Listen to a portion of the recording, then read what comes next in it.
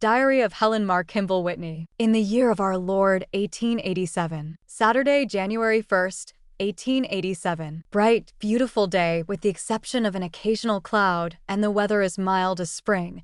Scarcely any snow, only where the sun can't shine. Flaude offered me a ticket to the matinee, but am not strong enough to go.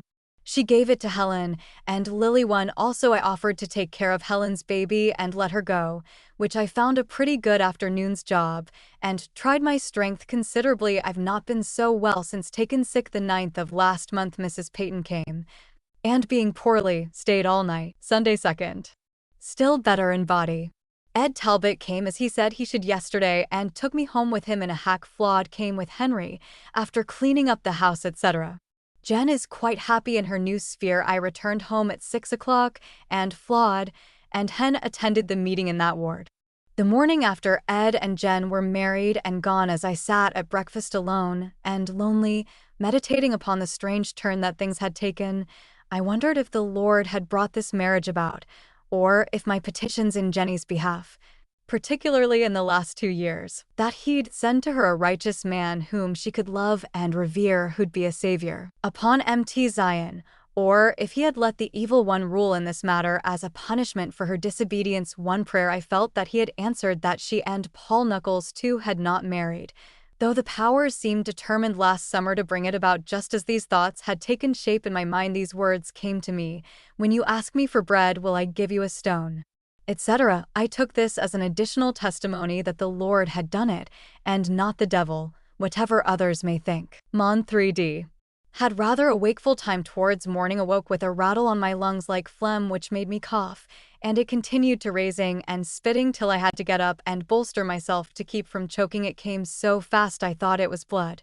And never being anything like this before, only when having lung fever, it gave me rather curious feelings, reminding me very strongly of the first night that Horace was taken and obliged to be raised almost in a sitting posture, and I thought, for a few minutes, that I was going the same way.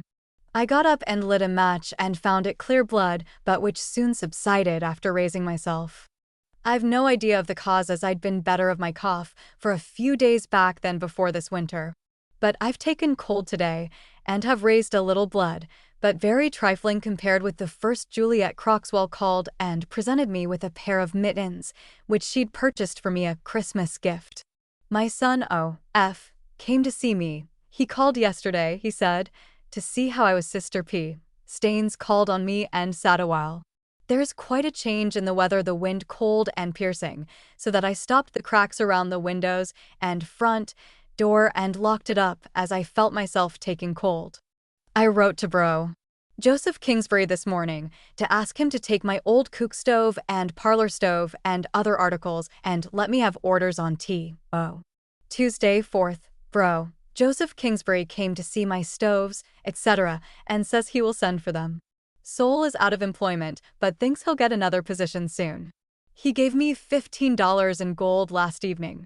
He took dinner with us today, quite a rarity. He was baptized today for the renewal of covenants, and also for his health. Sister Angie Frink came to see me. Dr. Ship visited me this evening for the first time since last Friday, thinks me a great deal better than when she last saw me, which is verily true. Wednesday 5th. Snowing, spent the day in pasting scraps into a book. Orson called, urged me to get another place to live in and dispose of my home as quickly as possible, as though my moving out would save me paying taxes until there was a likelihood of someone's taking it off my hands. Where I'm to go, the Lord only knows.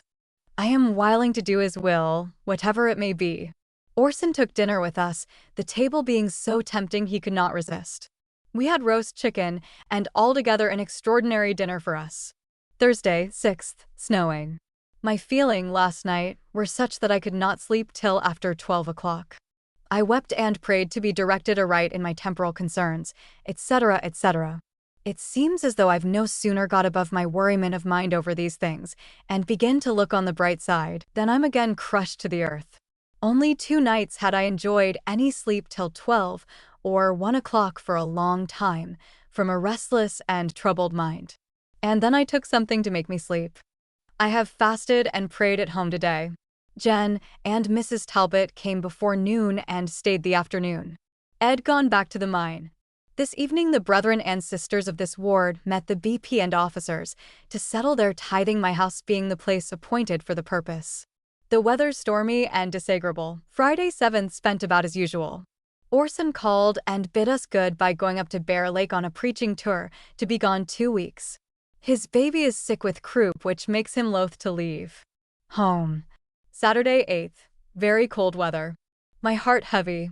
At evening Jen came and stopped a little while sung and played on the organ, and my tears flowed over the thoughts of leaving my home, and every domestic tie being riven asunder, but such is life in this world. Sunday, 9th. Dr. Shipp came last evening, spoke very encouragingly of my health. Nothing of note transpired today, only that Sol took dinner with us, and accompanied Flawed, Hen and Lulu Messer to meeting. Mon 10th, spent part of the time pasting scraps into my book, and took care of Helen's baby while she went to see Alice Calder. Sol brought Zine's baby down to Mary's this morning and Racy with him. Zine and they stayed there tonight. Elle worked here today making Flawed's dress. I received a letter from Eugene Kimball. Tuesday 11th. Had 2 good dreams, which I accept as from the Lord. In answer to my prayers, one signified friendship and assistance from George and Helen. The second was dreamt just before rising this morning. I was on deep water, like an ocean alone, and had been trying to swim, and I thought, what will be the use of my struggling alone to reach the shore, for it's utterly impossible, and I would only go to the bottom. I thought to myself that I could not keep above water only to lay on my back, and there being a group of young folks, men and women, Bud and Hebe Wells being among them a short distance back, I thought I would wait till they came up and then I could join them and go safely to shore. Shortly I felt the approach of some persons, and raised my head to find they were a few Indians, but shortly the ones whom I'd looked for came up and I procked on with them, and the next I remember I was in some safe quarter where, I could not tell. But I met the Indians, who had overtaken and passed me in the water, and was trying to sell one of them a book on plural marriage, is all I remember. Spent the day agreeably, commenced an article for publication. Wednesday 12th. Dr. Shipp called to see me an hour from that time. I was taken with awful distress caused by gravel, was never so bad before, there was no ease for me, took sweet spirits of nitre, and was relieved somewhat before retiring, which was after 10 o'clock, never slept till after midnight. Though this is no unusual thing nowadays. Felt better before morning. Thursday 13th, sent for Sister Shipp. She said she thought my suffering proceeded from a different cause from gravel. My suffering therefrom was beyond description, was forced to undress and go to bed. Sunday 16th, dress today, was taken Friday night with deathly spells, harder than when I was at Logan. Suffering less from the other quarter than any previous day. I've used camphire in the injections instead of carbolic acid by Dr's orders.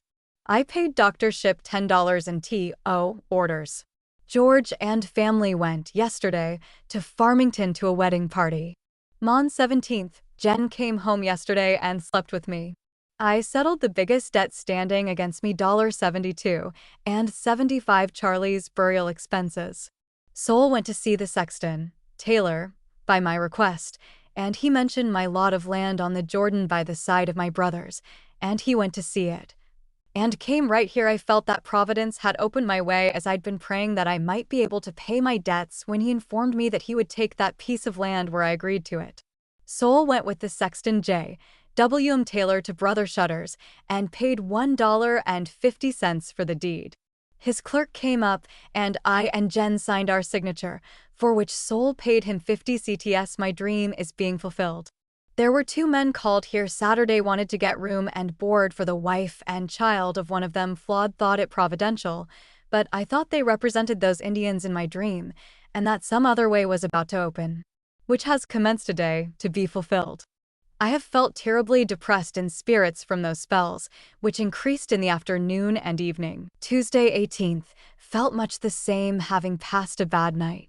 Jenny went home, took little Helen with her to spend the day. Seemed good to have Jen at home. She copied, rocked in the cradle of the deep, 5 for herself and me.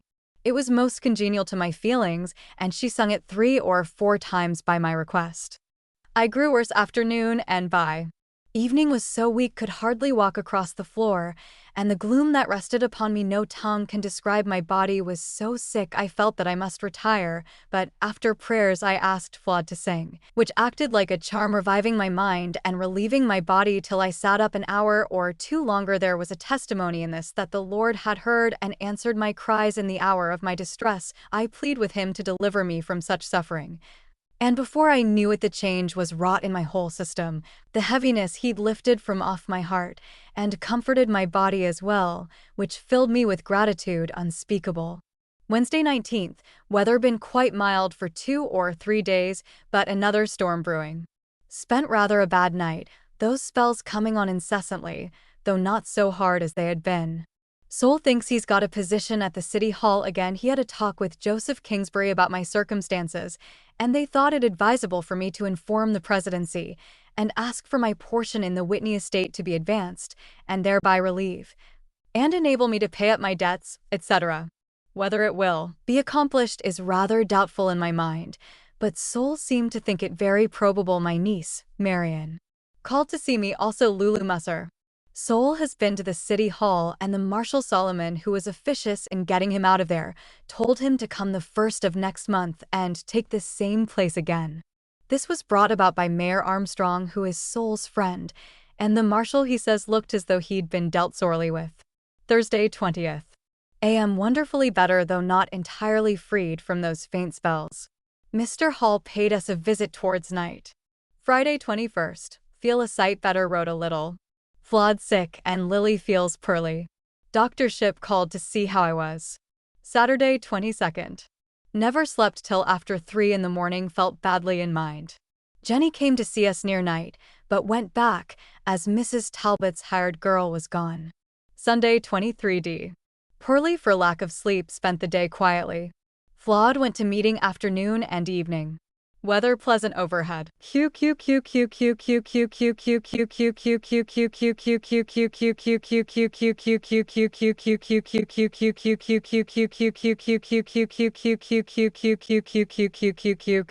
Monday the 31st. My health better. Have had some trouble the past week from my bladder, but took saltpeter for it. I found my pork had been disturbed.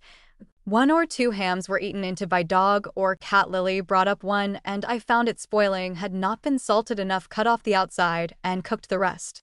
I had written to Joseph Kingsbury the forepart of last week to know if he would take the whole, as my family was too small to be able to eat it, and he give me orders on their meat market. I felt terribly over the meat spoiling, and was glad I'd found it out before it was sent for.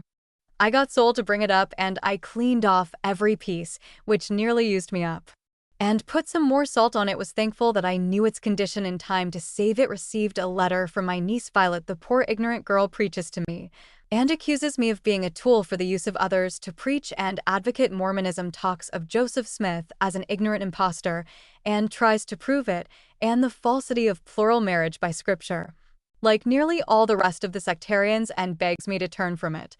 Received a beautiful letter from Mrs. E. S. Dillon, Wyoming, Hamilton Company, Ohio. She is a Methodist, but feels sure that plurality of wives would benefit most of the homes of her acquaintances, and as it was practiced by so many men of God, when he held direct communication with men, cannot see how Christians can say it is so dreadfully wicked in the sight of God. Saturday night, I dreamed of living in a new brick cottage upon a hill. President Brigham Young had come from somewhere where he'd been for a long time and spent the day with me. Thought him my husband. Towards night, thought I invited him to go with me to look at my house. Thought the west wing was Orson's room. When we'd gone through, I wanted his opinion of my house or cottage. He said, with a look and voice as though he didn't think it good enough for me, "I shall take you to my home." I though, well, I'm his, and of course I go wherever he wishes to take me. His was a fine, large mansion, and it seemed to stand down on the flat, in just about the same place as did the prophet's mansion in Nauvoo, but I did not remember any river. He seemed to be to me the same as Joseph was when living. Tuesday, February 1st. I dreamed that father came to my house and wanted a retired room had been hidden up for some time. He took one which I thought had been occupied by Dolph and wife, was awfully dirty, and the stove which he'd got put up was down in a hole that had been dug in the center of the room, and how it had come so I didn't know. but I felt very much worked up to see the miserable dirty-looking room it was next to the part one occupied, and there seemed to be a row of rooms. Joseph Kingsbury sent early this morning for the meat. Before I was up was sorry as they asked for the other things I'd intended to send. I'd varnished my desk and a round stand, and Joseph agreed to take them and some pictures. And give me tea. Oh, orders for them. Soul has gone to work again to City Hall. Orson returned from Bear Lake Saturday last, called to see us afternoon, called again yesterday. I've been engaged in trying to write an article on the incidents of the day for the news. Orson preached the funeral sermon of Sid Clausen's child at the house of Frank D. Taylor today, who was loading a gun after Sid had fired it and accidentally killed the little boy who was 2 years old that day, Sunday 30th, a terrible chastisement, and should be a warning to Sabbath breakers. I pity the parents, Frank, and all those who are connected. Flawed Wash today attended the funeral. Also Helen and George. They said they never heard such a beautiful, comforting funeral sermon and were glad they went. Orson called towards night. News came today that Abe Kimball was arrested for cohabitation. He is to go to Beaver for examination 10. Wed second enjoyed sounder sleep than usual, though 'twas midnight before I slept. Jen came up to stay the rest of the week, said she was homesick to see us. She went up to Orson's this evening, and from there the Improvement Association Flawed and Hen went too. I received a letter from Bro Charlie full of affection, but not much. Mormonism is liberal to all people, though he says his heart and sympathies are always with his people, etc. Those who become so liberal toward all sects remind me of Lucifer, who is going to save everybody. None should be lost if Father would send him down, but he wanted to give everyone their agency, so sent the one who was willing to do his bidding. Thursday 3D. Fast Day. The coop is closed for the benefit of those who wish to attend fast meetings. George, Helen, Mary, L, and others of the family went to meeting. I offered to take care of Helen's baby for her to go. Mr. Hall called and visited a while this afternoon. He was very pleased to meet Jenny here. Sunday 6th, been sick with another cold, rheumatism with fever, and still poorly. George born very sick with bilious and wind colic, and Helen sick with face ache. Dr. Ship called and attended to me Friday evening. Jen came up today and attended meeting with Flawed and Hen, enjoyed a sermon by Orson. I've slept 3 or 4 times through the day, so relaxed in body. I sent my letter from Mrs. Dill to M. Wells Saturday for publication if she so desired. Lily took it down to her. Mon. 7th, George worse, vomiting and cramping all the time. Was administered to this morning by Bro Perry and Decker. Helen had sent for Dr. Benedict, who relieved him immediately by injecting morphine under the skin on his bowels. He has been better all day, but looks dreadfully in his face. They heard this morning of his sister Alice's baby's death. He felt terribly over that. I had a peculiar dream this morning. As I slept late, thought I overheard some woman telling something to 3 or 4 others about me, but not understanding it. Asked her to repeat it, which was something like a revelation from the Lord, this being the substance of it. She had been informed that Satan was intending to lay a deep plan for my destruction, but that the Lord was going to take me to himself just in time to thwart him. I have had many dreams that lead me to think that I am not going to get well, though I have put them away from me and clung to every promise that has been made me to the contrary. I may live quite a time, but no sooner get better of one ail than another comes. Tuesday 8th. Flawed washing. Jen came up to go to funeral of Alice Calder's baby, brought me a pint of wine. Angelica. Helen gone to the funeral. George went down this morning and returned. Windy and cloudy weather. The rheumatism still hanging to my shoulders and cough terrible at times. Dr. Ship called today. Wanted me to go with her afternoon to Sister Stevenson's, where there were to be a number of sisters, but I declined, the weather being so cold. Mary Ellen Kimball also called to see if I'd go with her to our R.S. at the Lion House. I sent word that I could not be with them, but I'd like to be remembered in their prayers. Wed. 9th. Arose late, felt sad, prayed a number of times that the Lord would assist me out of my troubles and help me to rise above my feelings. George has gone to work at the store. Written some today, Thursday 10th. Mrs. Talbot and Jen visiting to Mary's. They wanted me to go down, but I could not stand the noise and feared taking cold, as my cough was so bad last night. sent me some of their dinner.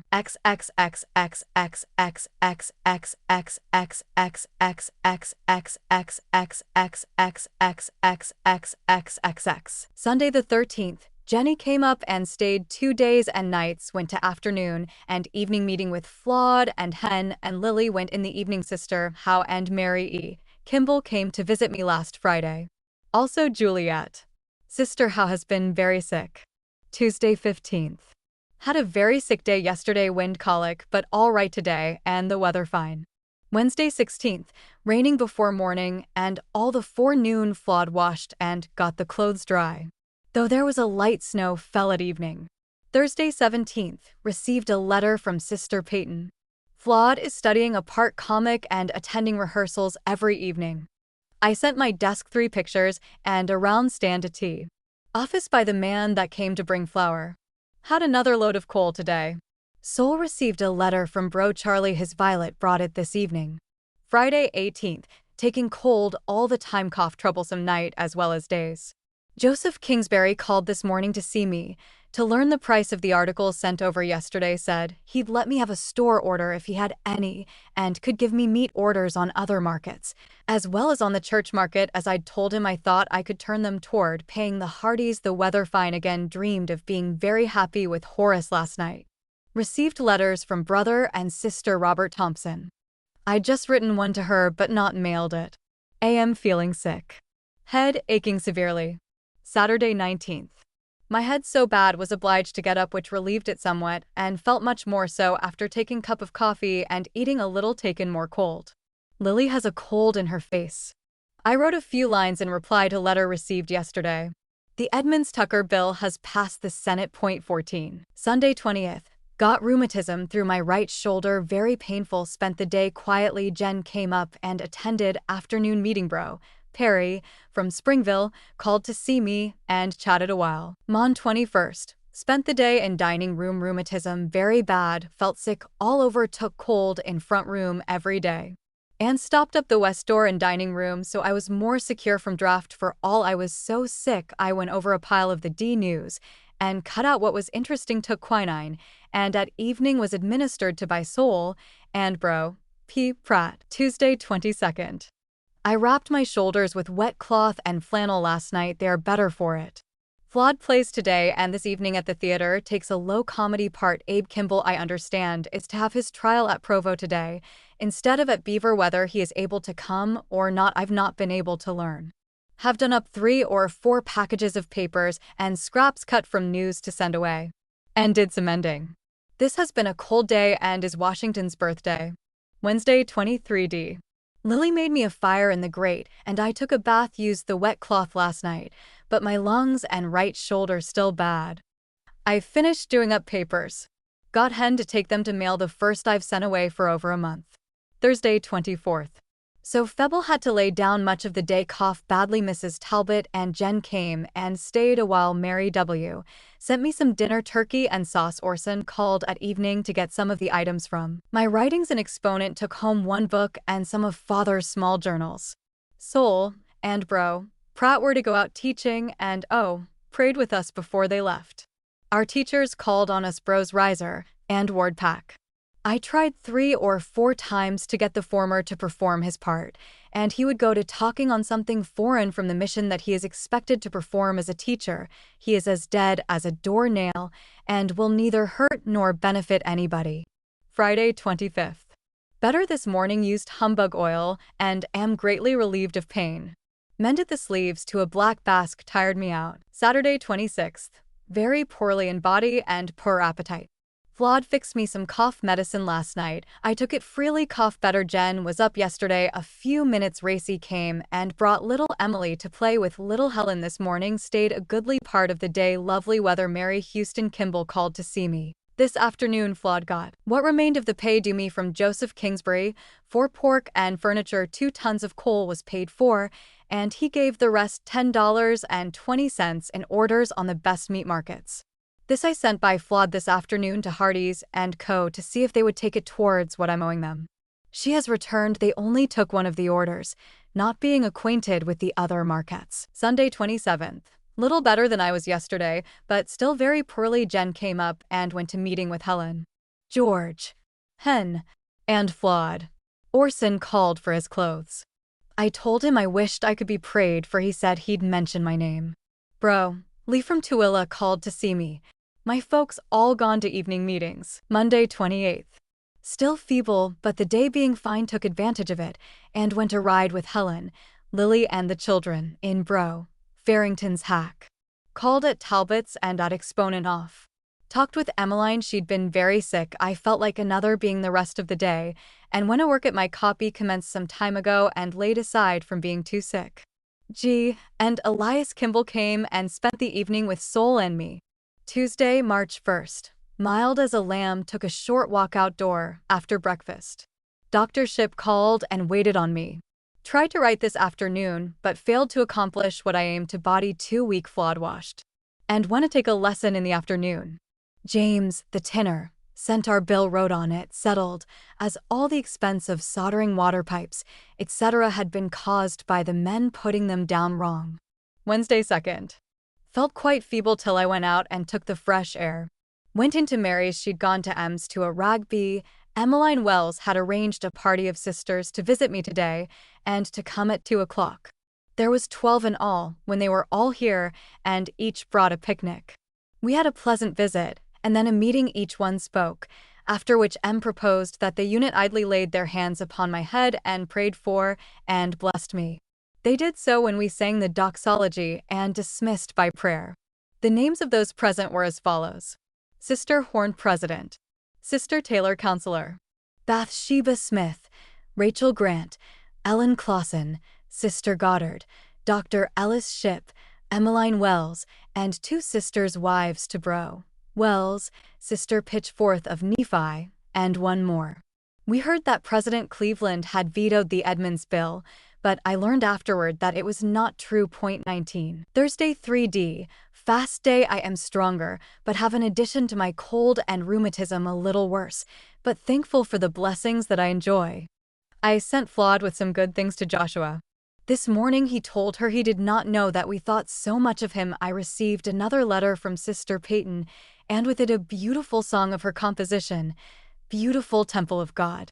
I replied to her. Friday 4th. Rainy night. I'm greatly improved so that I mended Sol's drawers and flannel shirt, the latter torn by a dog or some beast. Sent Emmeline $2 in meat order, and the lines composed by Sister Peyton. Flora took it and got me a broom at tithing store. I have kept in the house as the weather is cloudy and damp. President Cleveland had not signed the Edmunds bill, but it has become a law.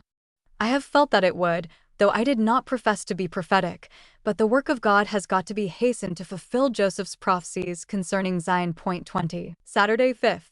Weather cloudy and damp. Lily and Flora took care of Helen's baby last night, and George paid them today in giving the money to attend the matinee. I did some mending today. I'm getting stronger every day, but my mind is troubled about how I am to do in the matter of renting or procuring a living, etc. Sunday 6th. Still cloudy and threatening. Jen came up and attended afternoon and evening meeting. Does me good to see the Spirit. Would that more of it were manifest among all of Horace's household, for which I pray continually. Spent most of the day reading. Took an addition to my rheumatism by sitting in the front room, and returned to dining room. Head ached, and I drank hot water for it. Monday 7th. Beautiful morning, so I could walk out, refreshing to breathe the fresh air. Have improved so that I got dinner today. Jen set the table. Helen wants my little bedroom. George will give $2.00 a month for it, making it $10 in all. I hate to let them go and take in strangers, nobody knows who. Tuesday 8th. Sol stayed with us last night for the last time. He has rented a house and furnished it for his family, whom he expects from Mesa the 1st of next month. I shall miss him very much. I called to see Sister Ruth Clayton, the most walk I've taken. Went upstairs at evening and was perfectly exhausted. Lucy W. and her daughter Eliza called this afternoon, and Jen got them some lunch, as they'd gone home sooner. Was pleased to see them. Sol came for his trunk today. Wednesday 9th. Jen was the first one up, and she enjoyed doing housework as it is now a rarity. She was getting breakfast when Flawed came downstairs. Helen has been having a poorly time with cold and sore throat, quite sick last night. The theater has been sold to a number of brethren and the tithing office is also sold to Br. Angus Cannon to keep them out of the hands of our enemies. Orson and Bud called in a minute today. Mrs. Talbot came up, she and Jen gone to Mrs. Rolla's by invitation. I was feeling lonely when M. Piper came and invited me, Lily, and Hen to take a ride, was thankful for the favor and enjoyed it highly. Thursday 10th, took a walk to T.O., met Joseph K. in a new position and an easier one. I was surprised, but the place is undergoing a revolution, and I did not attend to the business which I went over for Jen, and Mrs. Talbot called towards night. Also Dr. Ship forgot to mention meeting M. Wells at the T.O. She had been here after me to go to Tooele, but I assured her that I was not able yet to go to attend conference. She had a buggy and brought me home. Was grateful for it, as I felt hardly able to walk back. Have felt sad over having to break up home, as is the prospect now. Tears have come to my relief. Friday 11th. I felt more sorrowful and could not refrain from weeping to think of losing my home for strangers to inhabit and other troubles that oppress me. Jen and Mrs. T. called again, had been making calls. Sol called at evening. Bro Parley Pratt met him here. Sol asked if I'd like them to pray. I was pleased to have them, bro. P was mouth. Saturday 12th. Feel heartbroken over the thought of giving up what is more dear to me than any other spot upon this earth. Wherever my eyes wander, I see something that is endeared by some fond remembrance of Horace and our Charlie, till I feel as if my head was a fountain of tears. Jenny and Ed came up this afternoon. Dr. Ship came to see me. Said she should have liked my house to rent were it not for the moving. I urged her to take it, as I'd got to rent, and had rather have a friend than a foe in my house. She said she'd see. Sol called at eve to read me a letter. Sunday, 13th, spent alone with the exception of Lily, and she was at Mary's most of the time. Mary sent me some dinner by her, but I had little desire to eat. Florence and Henry attended afternoon and evening meeting, also Lily in the evening. Orson called on the way to meeting. Monday 14th, still lovely weather. I took dinner in Helen's. She had some of George folks to visit. Florence gone away to spend the day towards night, took a walk to the ex-office, met Mel Woods, and also Sister Howard. Got several exponents of March 1st. M had received 60 CTS from some sister who'd had some of my first pamphlets, and they had been sold by her. I was thankful for this little, as I had not a cent to get what I need. My heart has been heavy most of the time the past week or more, and every morning and evening I have wept till this evening. I feel more comforted, the Lord having relieved me. I've done a little writing today, Tuesday 15th. I fasted and prayed for special favors. My heart is sad and I feel to cleave to the Lord, for He is my only help. Jenny is here, and Orson called and sat a few minutes. I asked him if he wanted to exchange cash for an order on T office. I was gratified, he giving me $5 in gold, and I gave him the same amount in a meat order on a Boss Market down the street. I thank the Lord for it. Flawed did the washing today. Hen started for Chicago this morning to make purchases for his father's furniture establishment, a very sudden move, he knowing nothing of it till his father told him last evening.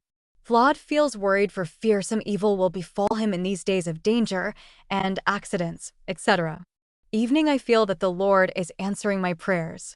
His Spirit has possession where I have most fervently prayed that it might. Flawed went up to see the Hughesons about renting some of my house, as I had learned that they wanted to rent a place near here, not liking to live on the hill. They were very pleased with the idea, and will call tomorrow to see me about it.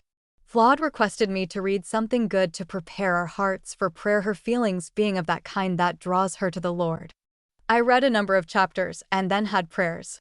The Lord only knows the depth of my gratitude to Him when I see my prayers have prevailed. Have felt more feeble today. Wednesday 16th, felt poorly this morning. The doctor came to see me yesterday. She noticed my not looking so well. My troubled mind was enough to affect my body. I read again in the Bible before prayers, Flawed having expressed a wish last night that we should after this something that I long to do, but there seemed to be no time till now. Thursday 17th. Have taken cold and got the toothache the first time for over 17 years. Doctor attended me as usual. Orson called. Talked to him about renting or selling my home, asked him to see Bro, Morris, owner of this mill above, about taking it, as Mrs. Hutchison told me that he wanted to purchase a place near here for his family. Oh! Said he'd try to see him. Where I'll go the Lord only knows. Soul. Called it evening. 3 brethren met him here. Were going out in full force as teachers prayed with us before starting. Friday, 18th. My toothache increasing, have to put laudanum or something in it every few minutes. Wrote 2 sheets and commenced the 3rd to Cousis Rose. When a note came from Sister M telling me I was invited to Sister Stevenson's to go at 4 o'clock. Someone would call with a conveyance. I got ready, and when it was a picnic surprise for her daughter Mrs. Wilcox, Sister Horn and daughters were there, Sister Pitchforth, Bro. Charles Stainer and wife, and others. Had a pleasant time with music, recitations, and songs. Only thing annoying was my tooth aching part of the time, making me feel sick. Bro. Wilcox brought me home near 11 when I got here. Flawed was to a ball, and Flawed and Flora sitting up with Helen's baby. She and George being to Ella's, who had a ragby. Bro. Smoot called here thinking Zena was here. She was to Elle's, and Flora was sent to tell her. She came up here to my surprise, not having been in my house before since the 5th of December. Having done nothing to deserve the coolness, it did not hurt me. She imagined I did though, and that was enough. She came and kissed me, which I returned. We had a thunder shower today. Saturday 19th. Got up at 10 this morning. Tooth ached most of the time, worse, and no signs of stopping. Only a few minutes as I put in something after noon. Mrs. T and Jen called, brought me some cakes and lettuce. Mrs. T told me to use carbolic acid in my tooth. I did, and it cured me. Lily gone to matinee with Flora. Sunday 20th. Still lovely weather. Jen and Flawed gone to meeting, and Mr. Talbot with them. He came up soon after Jen. I told him it was her who'd drawn him here. He said he must watch her, that she wasn't run away with while Ed was gone, as she looked so attractive being dressed up with a new dress and bonnet, etc. I finished my letter to Bro. Charlie, and near night took a little walk up the street and back by the mill. Soul called an after evening meeting. 2 drunken fellows came to inquire for some house up here where they took boarders. Soul told them there was no such house around here that would have such drunken characters as they, and told them to leave as they were not in a fit state to do business. The smallest one was quite insulted and said, "Come, let's go," but the other, a tall fellow, seemed loath to leave till he had got satisfaction, and insisted upon my telling him where the place was, and took out a paper, as if to read a notice, to prove that there was such a place around here, when Soul told him to go, and that he knew him. He tried to make a sort of apology, but Soul shut the door. He said the tall one was a sort of a lawyer. He had seen him at the city hall. Flawed had gone down to mail a letter to Hen Clark Whitney with her, and they met the 2 Gentile hoodlums arm in arm staggering down the street. Thursday, 24th. I have been trying to prepare an article for publication.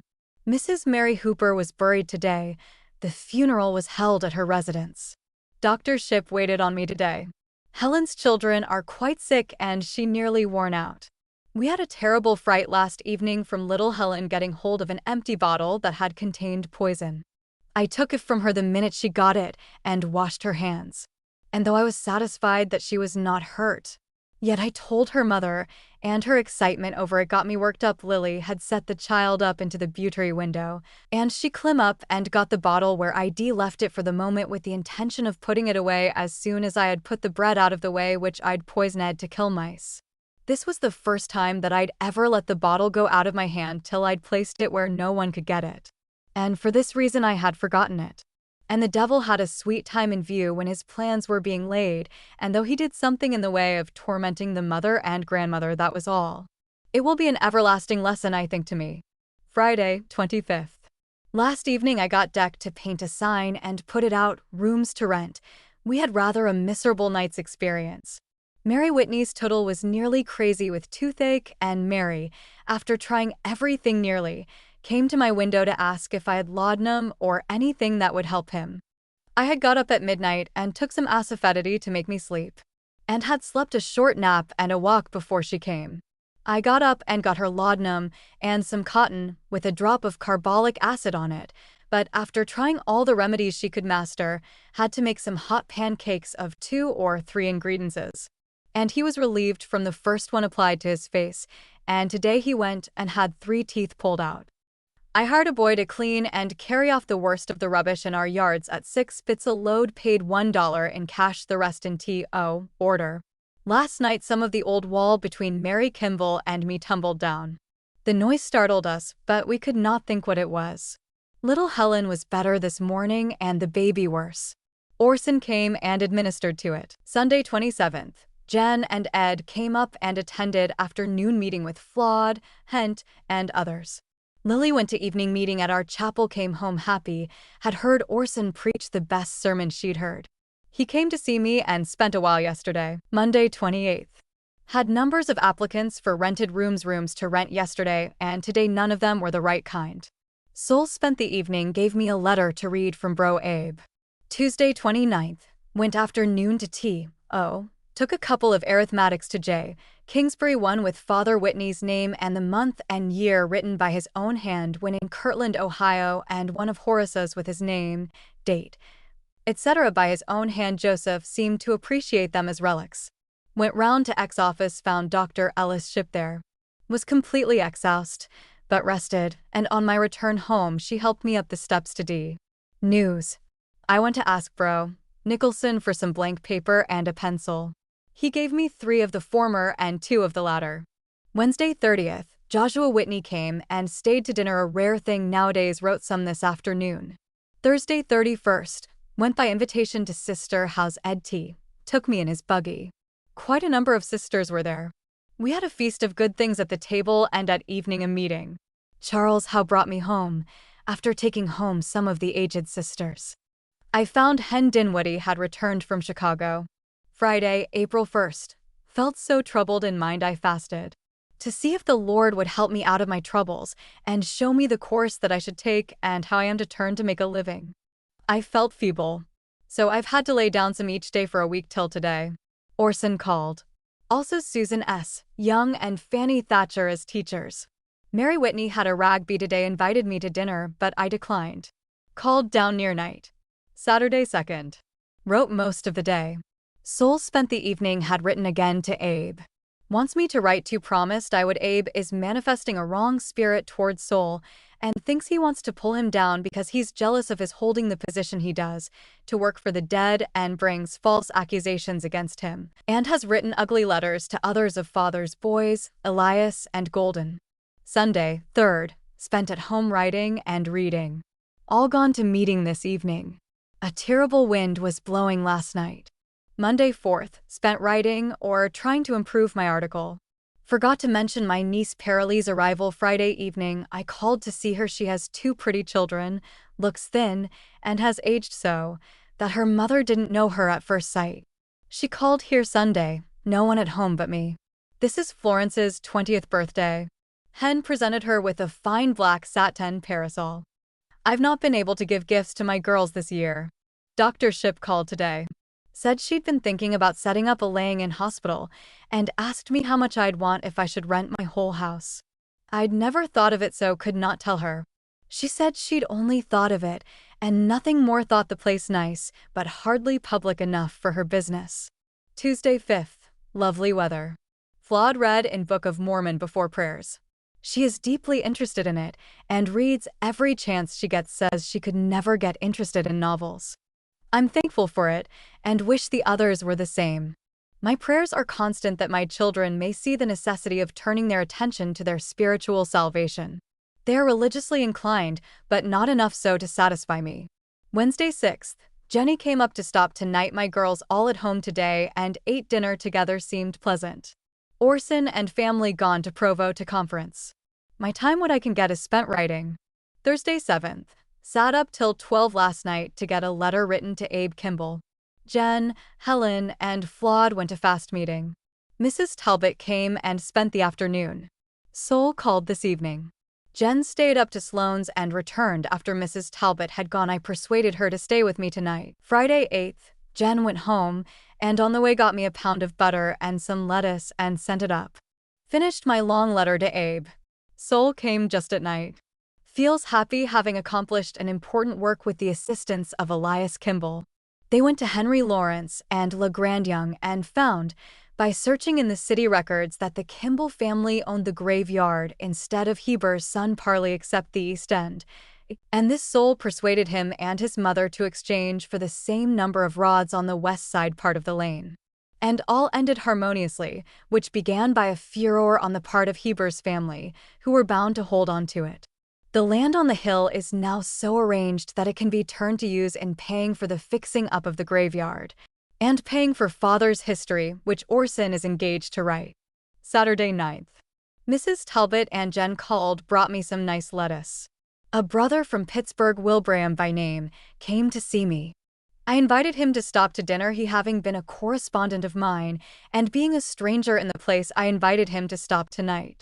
He has been to Provo to conference, is very pleased to get among the saints. He prayed with us this evening. Sunday 10th, Easter Day. We've had considerable rain, looked like it this forenoon, but cleared up. Orson called on the way to meeting to get a lunch, ours was over, so I took him into Helen's as they were eating. Jen was there doing the same. She brought up some Easter eggs to the children from Mrs. Talbot and herself too for Orson's children. I swept the dining room this morning and did a few other things to help the girls. Nearly used me up. Flawed got ready to go to Charlie Hedorn's funeral, thinking it was at 10 o'clock, but it was at 2 instead. She and Hen have gone there, and Jenny and Helen to Tabernacle. I took cold bathing last eve, and had aches to pay for it. Bro.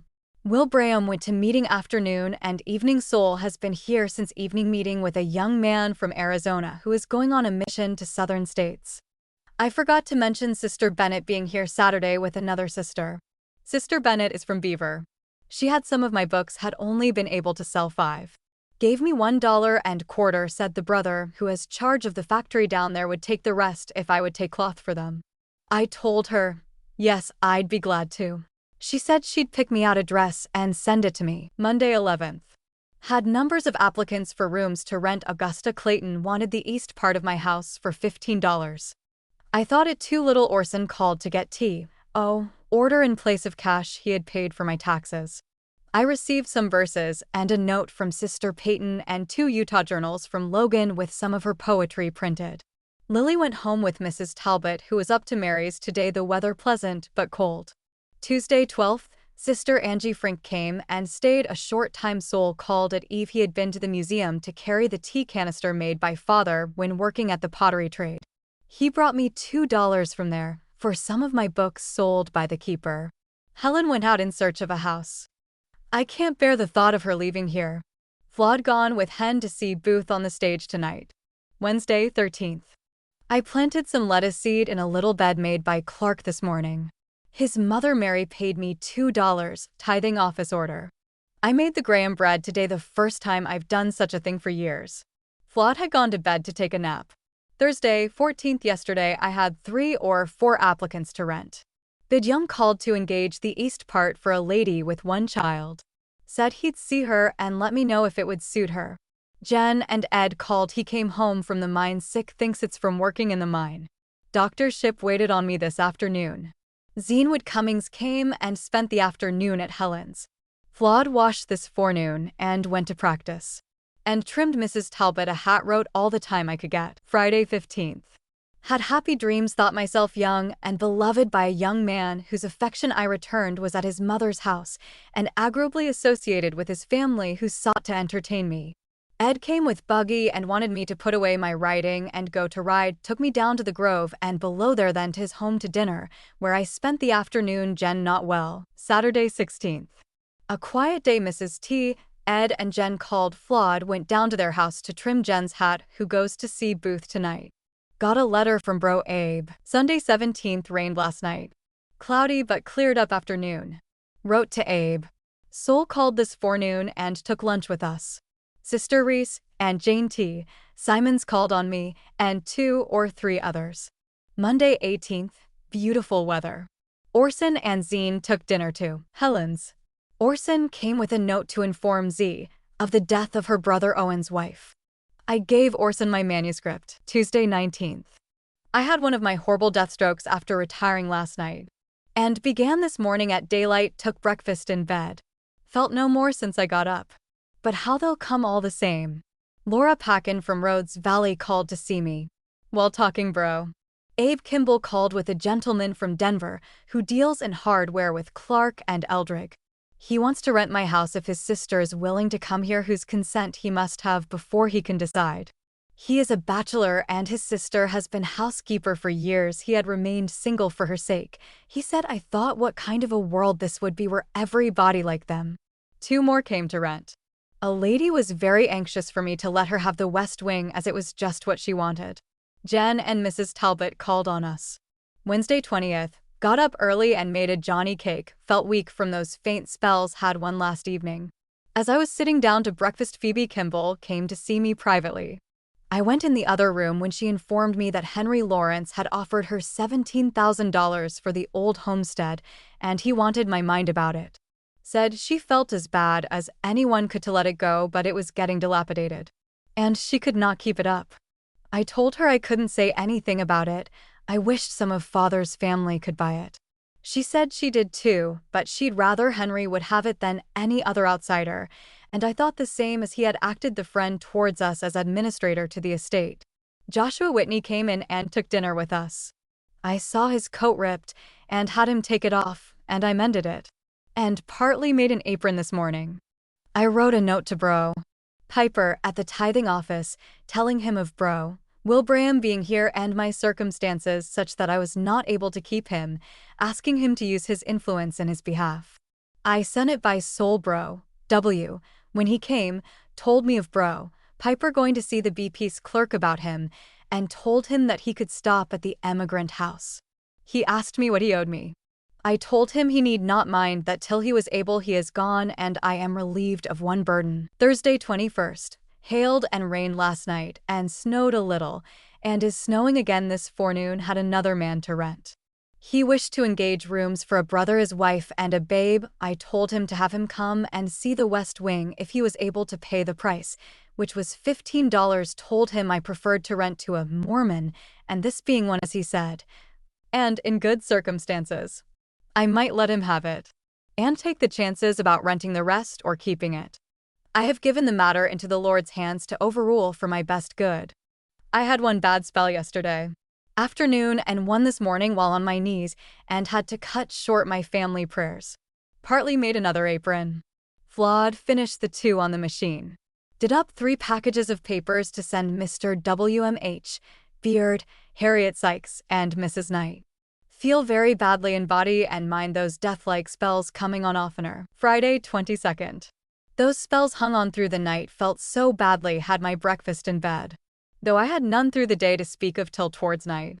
I have spent a sick day, my nerves unstrung. Sister Crowther came to see me, has been sick the winter, and looks worse than I do. Phoebe Kimball called this morning to see if I would sign a quit claim to Father's place, as Henry Lawrence will not buy it unless Mother's children will do this. I told her I wanted the boys to first sign theirs. She came again this afternoon to see if I'd go with her in the morning. Soul had been to see me this forenoon about it. The lane from the road to the graveyard we wished to retain. And I told Phoebe that Soul and I had spoken about it. For this reason I had objected to putting my name down till Soul had his. She assured me that this was all right. She'd given Henry to understand that the lane above the house was to be retained in the family for this purpose. Saturday 23d. Better today, though having an occasional faint spell. Mended the sleeves to my black dress. Josh came up, was nearly sick with a cold.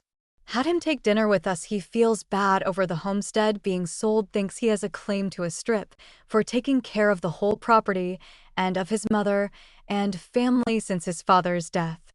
I am on his side and told him I would stand by him. He is attached to the old homestead and had the right to a part of it which no other one of the family has.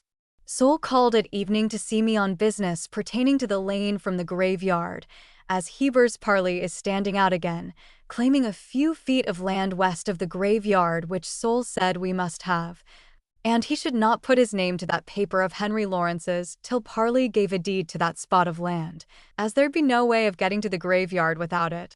Seemed good to have Soul to supper hen, and Lou Musser also ate with us, quite a treat, I told them. Sunday 24th. Felt better that before for a week, only had 2 or 3 slight touches of my afflictions. Read 3 chapters from Isaiah this morning before prayers. Wrote A.P.C. to Cousin Libby and one to Bro Charlie helped Lily take care of Helen's baby for her to go to meeting after noon and evening. He cried very hard at evening before going to sleep, had to walk with him before he yielded to sleep. Lily, Helen, Flawed, and Hen went to evening meeting at the chapel. Besides to the tabernacle after noon, Lily accepted Joshua sent us some nice milk, has got a new cow. Monday 25th. Rained last night. Jen and Ed came and stayed a short time. Josh took dinner with us. I received another letter from Abe. Flawed asked me what made me so sober all the time. My not knowing what I am going to do, or where I'm to live, or how I'm to act was one thing, I told her. Another was that I felt sad over the thought of Helen's going away from us and my health so poor I could not go anywhere, nor do anything to shake off the gloom. I felt more poorly today than yesterday. Touch of rheumatism in left shoulder. Tuesday 26th. Feel quite poorly, Flawed washing. Did up papers and mailed them to Mary Bond, Rose Arclough, and Bro. Charlie. Wednesday 27th. Felt better. Sister Jane Simon called, wanted me to go with her to the Lion House after dinner. We went. I nearly gave out before we got there. Went to Sister Susan's door. She invited Sister Zena to come to see Jane, who wishes to meet her. I was obliged to lay down a while. We had a pleasant visit and lunch. Returned in the evening, Zena accompanying us home, where we chatted till late in the evening. Thursday, 28th. Warm day. Jane left this morning to take the train for Pace in her home. I tried to rise, but had to lay down again. Was nearly 1 before I slept last night, so I made it up this morning. Bro. Ford, the keeper of the museum, sent back my books as he is going on a mission. He'd paid me $2 for 2 dozen sold, wrote AP. CD to Bro. Abe went up to Vise, met Phoebe there. When I returned, found Soul. I read him Abe's last letter.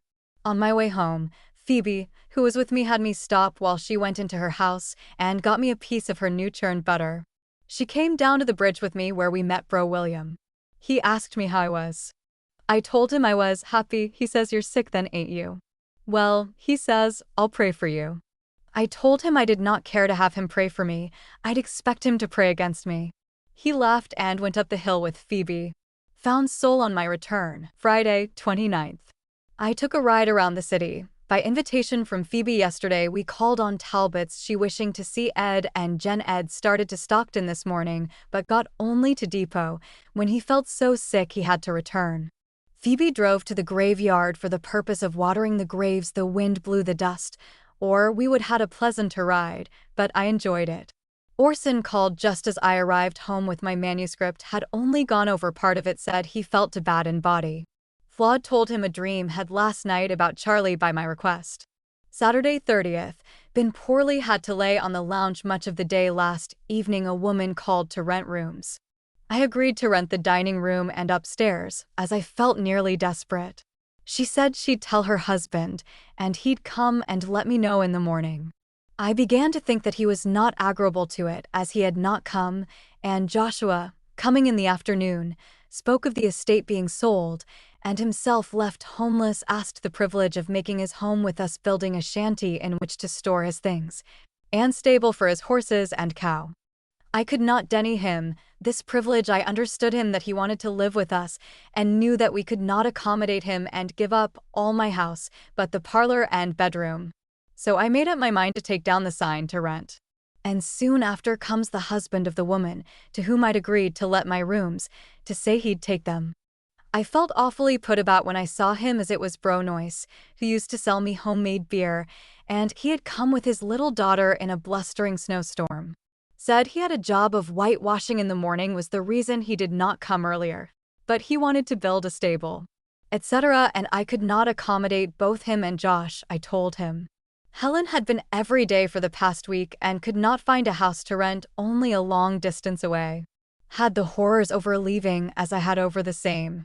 And I decided that they should stay if G would allow me $2 more, making it $10 a month. Helen asked him and he agreed to it, so I'm settled in that matter, and don't believe that the Lord wants me to let my house to the stranger, but is willing that I should enjoy it unmolested.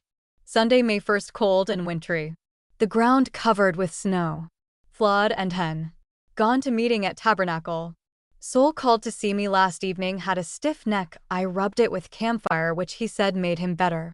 Lily went with Helen to evening meeting on the hill. The walk hurt her. Lulu came and spent the evening with me. Poor girl felt so sad and cried bitterly. I felt sorry for her and did all I could to encourage and comfort her. I admonished her to be humble and pray often to the Lord, as He was her only help, and not allow unbelief to have place in her heart. Told her some of my own experience in my youthful days, and how the Lord dealt with me to place my feet upon the rock. Monday 2nd, the weather cold and cloudy. Flawed commenced cleaning upstairs, and Helen cleaned the hall. Wanted me to let her have the clothes press under the stairs, which I did. The doctor visited me towards night. I understand that Heber's wife has given up selling the homestead. I had made up my mind not to sign my name to let Henry Lawrence have it, as his name is attached to the league, and Sol informed me that A. Cannon, the president of the stake, had had the matter laid before the Lord in the circle, and prayed that he would not suffer that place go into the hands of enemies, which prayer has, no doubt, had its effect. Tuesday 3D. Sun shining in all its glory. Sister Susan, young teacher, called this morning. The R.S. meets this afternoon. Lulu sent me a note, wanting me to come and spend the afternoon and take dinner with them. I wrote her that I hardly dared to take the walk, and if I went there instead of to meeting, I would be considered a sinner, when it had been so long I had not been there. Flawed still cleaning. Jen and S. Halverson came afternoon. The latter brought me a lot of candy. Sol came at evening. His cold better. Wednesday 4th. Flawed washing. Mary Whitney gave me $2 to order towards the pay for 2 chairs, being 1/4 over, which will go towards paying for 3 of my kitchen chairs, which I let her have for 6 bits apiece. W.M. Kimball called this morning to have me sign my name to a quitclaim deed to the Kimball estate. I did so in the eyes of 2 witnesses, after looking it over. After dinner, took a walk to X off for the papers and left my copy. Sister Z. Young called while I was there, said she was glad to see me out. Called at the T.O. and got my allowance paid. $5 donation for last month, and this. It is called donation instead of tithing. I met Dr. Ferguson twice. She bowed so coolly that I went up to her the second time and put out my hand, asking her what she'd treat me so coolly for, and what I'd done to deserve it. Told her she used to be so warm and cordial. She didn't know that she'd treat me coolly, she said. But I knew that she was fibbing, and so did she. She inquired after my health then, and seemed surprised when I told her I'd been sick at home all the winter.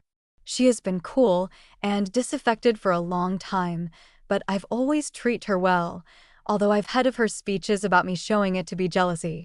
She said she heard I had got well some time ago. My walk made me very tired and hungry too. I ate a lunch on my return.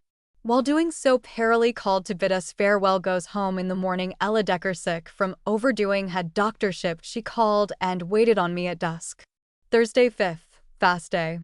I told Lily not to get me any breakfast. She, Flawed, and Helen went to meeting, and I helped take care of the children. Jen came up to stop a while. She helped me to get lunch, and she afterwards washed the dishes up. I paid the milk boy $3 this evening. George Bourne paid me $5 towards rent. Friday 6th, spent writing on another article. Mrs. T and Jen came and told me they would send the carriage for me tomorrow. Promised to go if it didn't rain. Ella Decker still sick. Mary Kimball came in and talked a while about selling her place, etc., etc. Saturday 7th, stormed last night. Think the T's will not send for me. Wrote some. Afternoon, 1 o'clock. Talbot came for me. I went with the expectation of returning at eve. They were surprised as much at my thinking of such a thing as I was when informed that they expected me to stay there a week, as they said they'd told me so, and supposed that I understood it. I had not thought of staying over Sunday, I told them, but there was no ho, I must stay. Sent back word to Flawed by Miss Rolls that I should not be home. She and her mother calling there. Sunday 8th. Conference commenced yesterday. Special continues today. Lovely day. Took a walk with Jen around half the block and back, tired out, and took a nap forenoon and afternoon. Mrs. T invited me to take a ride, but I declined till the day was about gone when I rode home. Had not been here long when here comes Sol and his family. Was not aware that Zula and children had arrived here last Friday. He took the eldest boy to meeting and she spent the eve. Monday 9th, feeling poorly from walking yesterday. Doctor attended me at evening, said there was a little inflammation in the womb. Flawed gone to the concert, etc. for the benefit of the schoolhouse of the 18th Ward. Orson came and brought invitations to the Kimball reunion. Tuesday 10th, weather very warm. Flawed has emptied the parlor and bedroom and cleaned the latter and got it ready for me to sleep it tonight. I took the hammer and tacked down part of the carpet by the doors, although Flawed told me not to. But she'd never done such a thing alone, and I feared she'd not do it right, but I was foolish as it used me up. Wednesday 11th. Must have rained in the mountains, the weather so changed. I was so sick from my overdoing and could not sleep till nearly 12 o'clock last night. Doctor paid me another visit this morning. Jen and Ed called. He had to come home on account of bad health. Flawed put down parlor carpet. Thursday 12th. Took cold sick in consequence, took quinine. Weather cold. Flawed finished fixing up parlor and cleaned front porch. Then went to order coal and got groceries. Got my bonnet price for doing over 75 CDS. She also got trimming. Paid $3 for the whole, and she will trim it a much better bonnet than one she bought from Mrs. Rammel's that was $7. Mary borrowed a mattress of me to send deck at the lake. Friday 13th. Flawed washed and then cleaned up the dining room and scrubbed east porch. It's astonishing how she has worked and got along so well with it. Cleaned the whole herself, furniture, carpets, and pictures, etc. Hen hung the ladder for her. I have felt bad in body, had to lay down a while after that, went down to CL. Poor girl, I pity her, having been afflicted the same way for years, being bedridden. And am weakened now from the same. Jen and Ed called. She is going with him to Stockton to spend a little time. She says I've done up 5 parcels of papers to send out. The only thing I've done today, and didn't feel able to do that. Dreamed that I'd had a baby born. It was as large as 1/2 a year old. Trouble and care. Saturday 14th. Had a sick night, fever took me down, soaked my feet in hot water and mustard and took pills last night and feel relieved but weakened and a little cast down in consequence of not getting well, but lingering along, being such a useless creature, and dubious about ever getting well. Sunday 15th. Spent alone. The rest gone out or to meeting. Commenced a letter to Helen Violet in reply to hers of January. It was so full of bitterness towards Mormonism and insulting words about Joseph Smith. I didn't much think I'd ever answer it, but concluded I'd clear my skirts by bearing my testimony to her to show her her own errors. Jen and Ed have gone to Stockton. Monday 16th. Mrs. Talbot came up, brought me some cake and box of strawberries. Orson called to see Flawed and persuaded her to act in the opera, again for the benefit of the schoolhouse of the 18th Ward. She cleaned the cellar today. At evening I went with Flora to put 11 eggs under a setting hen. This morning I wrote to Bros Romney and Taylor to see if they'd let me have 1,000 shingles and a board to fix up my shanty and house. Flawed took it. They consented to take their pay in TO order as I asked them to, and will send them in the morning. Tuesday 17th. Wash day. I felt poorly from not sleeping till 1 o'clock. Helen is cleaning house. I opened the west door to dining room, it being so very warm. Clarence Talbot brought me a letter from General, wrote to Helen V., a cutting answer to her letter of criticism on my books, and line to boot. Flawed trimmed my bonnet after washing and scrubbing the west porch. Wednesday 18. Flawed takes part this eve in opera to help pay the debts for the building the 18th Ward schoolhouse.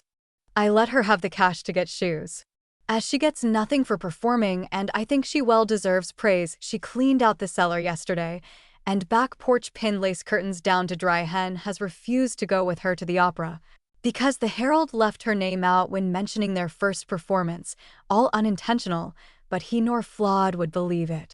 She had refused to go on again, but Orson came yesterday and persuaded her to. Flawed was very sensitive over it, believing it was because she'd failed to come up to the mark, but everyone says she did. Bud has felt awfully over it, so the folks say, but has been too busy to call and make it right, and I presume got Orson to come. Flawed would not have gone consent to go had it not been for him, she said. Thursday 19th. The carpenter came and excused himself for not coming as he promised Flawed last Tuesday to come next day, said he'd come tomorrow. Soul's wife and children called afternoon. She was going up to Charlie's, and I went with her, was almost too much for me. Had to lay down, could not walk home, and they were glad to keep me. Friday 20th. I walked home this morning, feel some worse for my walk, the weather cold and cloudy, Lily and Flawed scrubbing shanty cupboard and sink. Carpenter not come as he agreed. Orson came in and took dinner yesterday. Lou Wells Cannon died in California. Felt very sad to hear it, for her poor mother's sake. Vi told me that Lou's sister Mel Woods had been kicked in the back by a horse and not likely to live.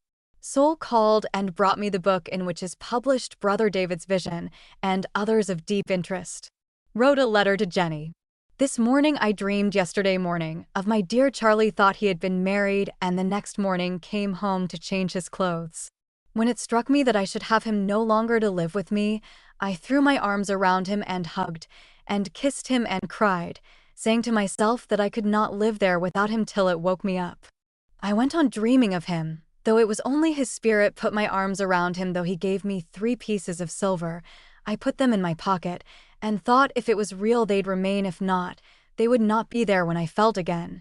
But I felt, and they were still there. Some young man boarder was eating break in kitchen. When Charlie went to go out, I followed him, and he'd sat down to talk with him. I feeling that I must see him every moment he stayed. I crawled after him and stayed there. I woke myself sobbing 3 times, and went to sleep again. Had other troubled dreams, but there was a satisfaction in having seen and embraced Charlie that paid for it all.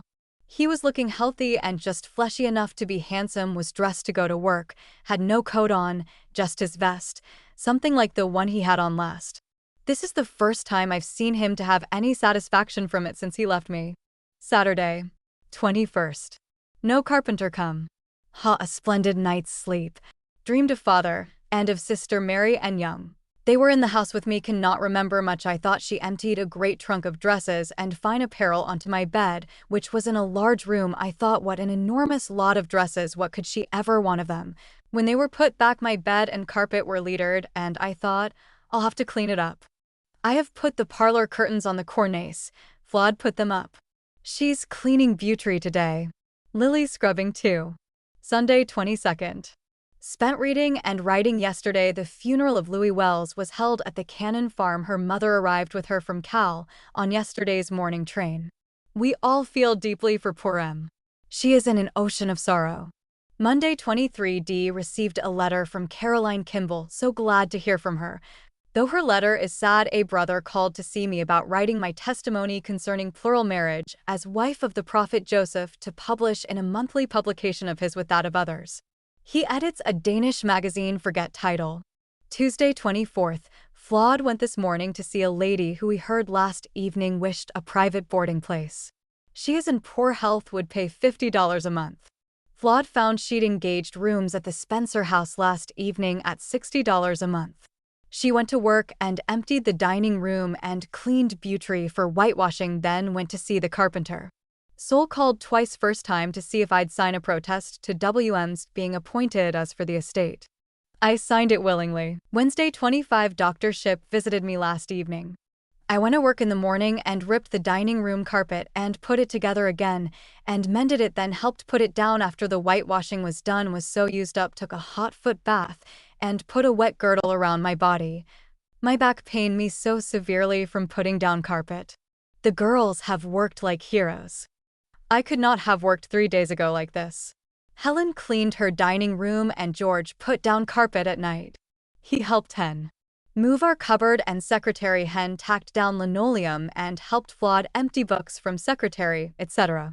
Thursday, 26th. Received a letter from Genevieve. Painted my 3-wire mosquito bars today, which used me up. Tried to answer Jen's letter, but had to go to bed. Andrew Kimball called this morning to tell me the dreadful news of bro Jerry Kimball being nearly killed by falling from the train near Kansas City. He called again to say they'd got another telegram that Jerry died about noon today. Soul called on his way up to see Jerry's wife. Poor girl, it is dreadful for her. Friday, 27th. Tried the wet girdle again last night and hot foot bath. So felt better this morning. I painted the front wire door, so done over. Had to go to bed. Just at that time Mr. and Mrs. Talbot came to invite me to ride, but I begged off. They said he could come towards eve, which agreed with my mind. I never got rested till towards night. Slept numbers of naps and felt refreshed. When he came, he took me up on the east bench and down through the grove. I enjoyed the out very much. Finished my letter to Jen, and Hen mailed it for me. Mrs. Talbot brought me a can of oysters and crackers this morning, said they'd hunted the market for strawberries, but there were none. Just what I've been hankering for. None of my rich relations or friends think enough of me to do even the least of these favors to me. A ride would benefit my health more than anything. Saturday, 28th. Sister Angie Frink came and spent a wall afternoon. I painted the east wire door, but so worked down from this week's labor, had to stop 2 or 3 times to rest. This has been a hard week for the girls. Flawed did the washing yesterday, and Lily helped besides doing the housework. Flawed has washed and stretched the dining room curtains. 1 pair dried on the parlor floor yesterday, and 2 pair today. Also went yesterday and engaged a man to come and put them up, and also to bring new window blinds, but, though he promised, failed to put in his appearance. She went this evening to practice singing. I took an early bath and went to bed, had to lay down most of the afternoon. Sunday 29th, arose before 7 o'clock to see George and Helen off for Farmington with little ones. Hen called and took Flawed riding. Before she took breakfast. This has been an unusually quiet day and I felt a little lonesome. Wished I had strength to go to meeting or somewhere else at evening. As I was sitting on my front porch, Lou Musser called with Lillian, then Lucy W. Kimball. I invited the latter to stay all night, was gratified to find she'd come with that intention. She'd come from Amanda's, who had just got home from the north. The news of Jerry's death had a terrible effect upon her, he being the first child she'd ever lost. Monday 30th, Decoration Day. Bought the first strawberries that have come around. 2 cute yes for 60 CTS. After that, Hen D. bought 2 quarts. He and Flawed went to the pen. She to sing with the tab choir. When they returned, we had dinner.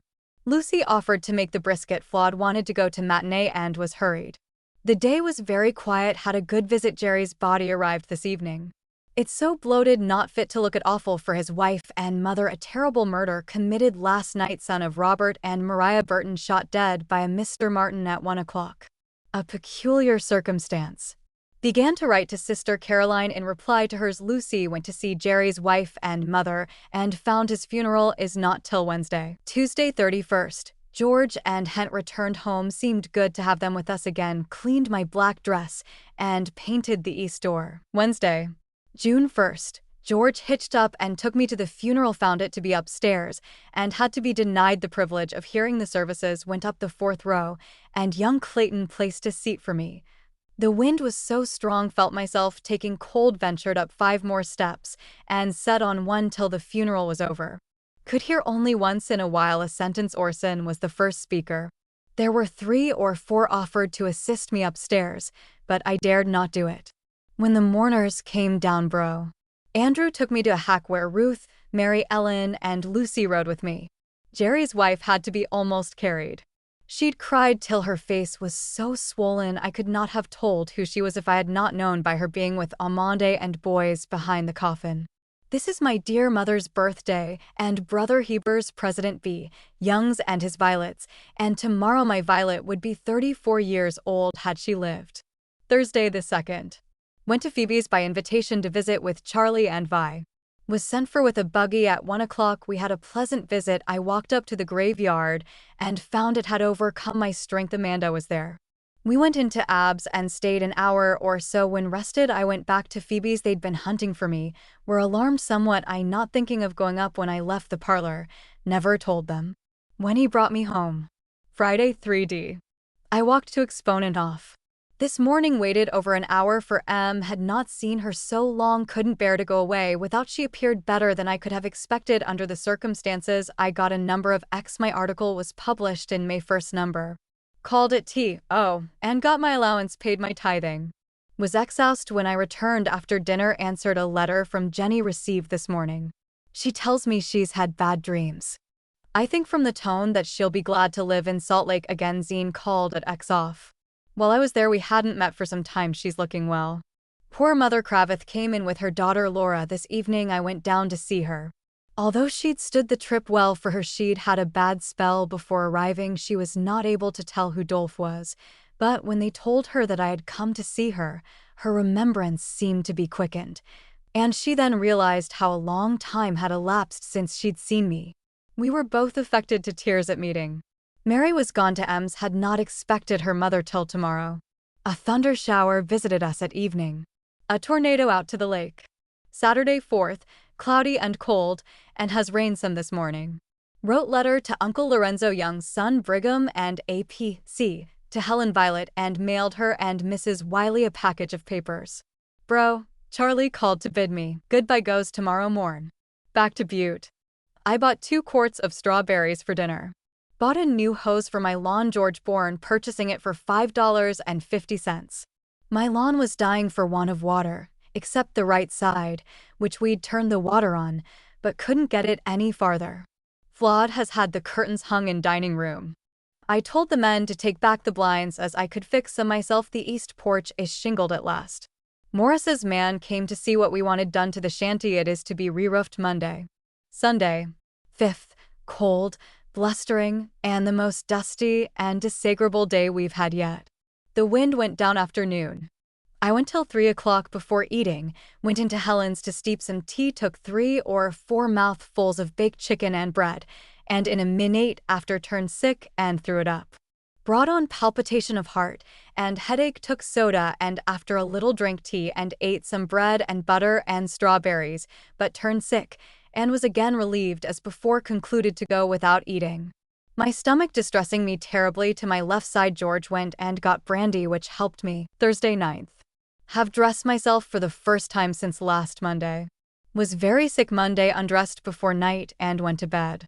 Took physic that morning and drank soda water, was relieved towards night. Soul came to see me. I sent my water tax by him to Orson. My shanty was roofed that day, charged $8.50. Flawed felt sick from toothache, had exposed herself dressing too thinly. Amanda and Harriet came to see me Sunday eve. While I was so sick, the latter came that day, with her family, to stay over the reunion. Monday afternoon, Dr. Shipp called to wait on me, was surprised to find me sick, ordered me to get rhubarb and ginger to take Tuesday morning, which I did. It operated in the afternoon. Just after there came Dr. Shipp, Emmeline, and 2 ladies from Kansas. Orson had advised her to bring the strangers to call on me, not knowing that I was sick. They just came into my room a few minutes, shook hands when introduced, and when leaving they both purchased one of my books, left 50 CTS. I was feeling better when they were here, but after a while head ached and had some fever proceeded from my tooth.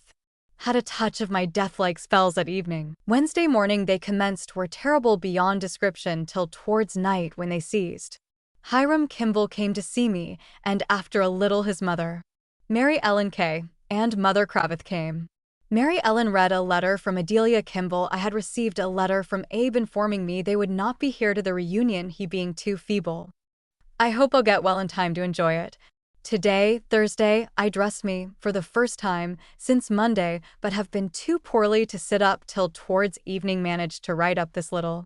Flawed feels sick from toothache. She washed yesterday and went down to store, brought home some woven basques, black, for me to try on. I did so today. She got me a porous plaster, and Helen having told George to get one for me, he did so. I have 2 of them. She got me lemons, oranges, and crackers. Flawed got some cakes and oysters. Some of the latter I ate today for dinner. She also sent to Sister packs and got some strawberries. Have had one bad spell today. George has cut the grass in front and is watering it with new hose, which he got me at co-op, and I told him I'd have to get trusted a little while. He got 2 joints for $5.50. Friday 10th. My body perfectly prostrated, felt, when trying to eat this morning, as though I could willingly give up the ghost without I could have health. Had 1 deathly spell in the night, and 2 today. Sat out on the front porch part of the forenoon. The wind braced me, though I had to go and warm my feet. Have a slight cold on my lungs, could not bear to go in my room to lay down, used the lounges instead. Sister Frink called and sat a while. Helen went to the funeral of Hardy's baby. Orson preached a most consoling sermon, she says. I was called on by Flawed to fit Lil's basket, needs some altering, felt terribly sick till the afternoon, was so much better, altered Lil's basque, did a little stitching on the machine, put the sleeves in, and sewed on most of the buttons, felt cheered in spirits in consequence. At dark got a glass of George's beer, and with a piece of bread and butter made my meal, read the news, and retired at 9 o'clock. Saturday 11th. Slept but little till the after part of the night. Children cried G and H, having gone to theater, also Flawed. Lily and Flo took care of the children. Lily cried after coming to bed, tried to comfort her. She has the least of any to cheer her life here, and I often wonder she keeps up as well as she does. She was up early, and I was dressed by 7 o'clock. Much stronger than yesterday morning, but felt very sick afterwards till afternoon. Distress through my breast as yesterday forenoon. Bro, Wilbraham called to see me, gave me a $5 order on tea, which was very acceptable at this present time, I told him, having so many debts to pay. He is going to live at Anna Cannon's to work about the place in the employ of John Q. Harriet Kimball called to see if she could cook a little on my stove. She is stopping at Mary Ellen's place. She brought eggs and sugar, etc., for Flawed to make some cake for Tuesday as we will club together. She says she's afraid that Elias is too sick to come down and that his mother and Golden cannot come too bad. I hear that Soul is called to take a mission. Mary Whitney and M have gone to Depot to meet Miss Trowbridge, Sister Kravith's niece, from Toledo, Ohio, who is to stop a few days. Towards night had a call from Hiram and Joseph Kimball took the latter for Golden at first and, while congratulating him upon coming and rejoicing to see him, discovered my mistake. While Hiram burst out laughing and Joseph began to feel his feathers drop, thinking his sister was not so glad to see him as he'd thought, said he'd give me $1 for that, taking it out of his purse and handing it, but which he'd brought me from a sister in the northern country for my books. There was such a resemblance between him and Golden that John Henry Kimball, who came in afterwards, called him Golden, so I told Joseph he'd have to excuse my blunder. At evening Ed and Jen came just home from Stockton. She's sick of that place and goes there no more. Josh came at dark with Sarah Ann's David and Eugene, spent the evening. Flawed and Jen entertained them with singing and music. I was so much better the latter part of the day, worked the buttonholes, etc. on Lil's basque. Sunday 12th, found me improved, except a cough caused sitting on the porch yesterday. Hen took Flawed a ride before breakfast, and M. Piper called, soon after they'd gone, and invited me a ride, which braced me up, and I believe saved me from seeing another sick day. We went down through the grove, stopped on the way to Mary Jane's. On my return ate my breakfast, coffee, bread and butter, and strawberries with a relish. Escaped the palpitation of the heart. After meeting Orson called Rebecca Jones and Melissa Kimball also. W.M. Kimball came to see me after the girls had gone, said he'd heard I was very sick and was going to die, that I'd been poisoned from green paint. I knew that proceeded from Mary Kimball. He said she had nearly died from painted houses once or twice and believed I'd done it from painting my mosquito bars. I was sitting out on the porch feeling the best I'd felt for a week. Orson administered to Helen's baby, it being real sick. It was better soon after. Soul called after they'd gone. He is not to go on his mission for some time yet. Lou Musser came to see me and while talking told me things concerning Charlie's death that convinced me that he shot himself purely by accident. She said Brig Young had invited him to go to Kama's as he was going, and Charlie was feeling too sick to work and thought he would be better for it. 10 minutes before his death he left Brig in Mary Whitney's yard, saying he'd go and pack up his duds, telling him he had better lay down a while. As Lou says, I believe he was intending to take along the pistol and had it in his hand, and he was either sitting on the old bedstead which broke down, and he threw up his hands, or he was standing, and one of his faint dizzy spells took him, and he fell on the bedstead and naturally threw up his arms to save himself, and the pistol went off in the fall and into the upper part of the plastered wall. She said Charlie Burton, Dr. Benedict, and many more to whom she'd explained this matter were convinced that it was an accident and nothing more. The fact that he was talking 10 minutes before in a cheerful tone, which I'd never understood till tonight, and came up to pack his things with the expectation of going with Brig for an out to benefit his health, is enough to prove that no other idea was in his head, and that has satisfied me, saying nothing of other strong proofs that such an act as self-destruction was never committed intentionally. His nature, his education, and religion forbade him doing it. Monday, 13th. I worked all day, sewing, mending, and fixing things for the morrow. Finished Lil's basque, cleaned my black skirt, etc., and my day's work satisfactory. I cleaned the insides of 2 chickens for picnic at Eve. Jen and Ed came up. I sent my program to his parents and an invitation to attend the reunion. Felt happy to have accomplished so good a day's work. Took a bath and retired to rest. Tuesday 14th. Arose early though I slept too little. Found flawed putting up picnic. Ed came as he'd promised to take me to Fuller's Hill.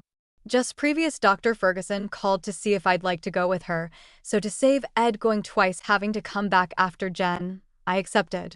She said she had to call at a few places, but the few places were several, and we were so belated that I felt sorry not to have gone with Ed. When we got up there, found they'd been waiting all of an hour for me, and they'd concluded that I'd been taken to the wrong place. I felt very much annoyed about it. The day was one never to be forgotten. I was proud of the sight of so many sons and daughters to my father's house. After the forenoon services were closed, there was a request made that the oldest and youngest sons and oldest and youngest daughters should stand upon the platform. Our ages were told to the audience as we stood together. Williams was 60. Mary Smith's youngest sons was his sister Abby 19 and mine 58. After enjoying picnic, during which time a heavy gust of wind arose, peppering it indiscriminately, we returned to the hall when we were called to go onto the hill and set in a group, the daughters first, and then the wives of H.C. Kimball for our pictures. After noon there was singing, a speech from Angus Cannon, and music, also a recitation by Andrew Kimball, then dancing. There was a meeting announced to do some business pertaining to the family estate to be held at Golden's in the evening when we were dismissed. I was invited to ride home with Mr. Grossbeck, Mother Pack's son-in-law. The out was most beneficial to me. Although my back was tired considerably climbing the hill, and I had hold of two of my brother's arms each time after all the rest returned home, we had lunch together. Flawed had been home some time. After dark, Sister Howard called to see if I was able to go to Granger tomorrow morning. I told her, yes, if there was no walking to do. She said, not afoot. Only to get in and out the carriage. Poor M. Wells I forgot to mention, who came up to Fuller's Hill. Her countenance draws forth sympathy from every tender heart. Sarah Kimball of the 14th Ward came up in the afternoon, and quite a number invited guests were there. I was joyfully surprised to see Newell and Dawn had come from Logan after my hearing that they were not coming. Lucy and her Eliza were there. I heard they'd gone to Logan. Wednesday, 15. Got up, dressed, and ate my breakfast before 8, and have waited with things on till after 10 o'clock, and what's the matter is a mystery.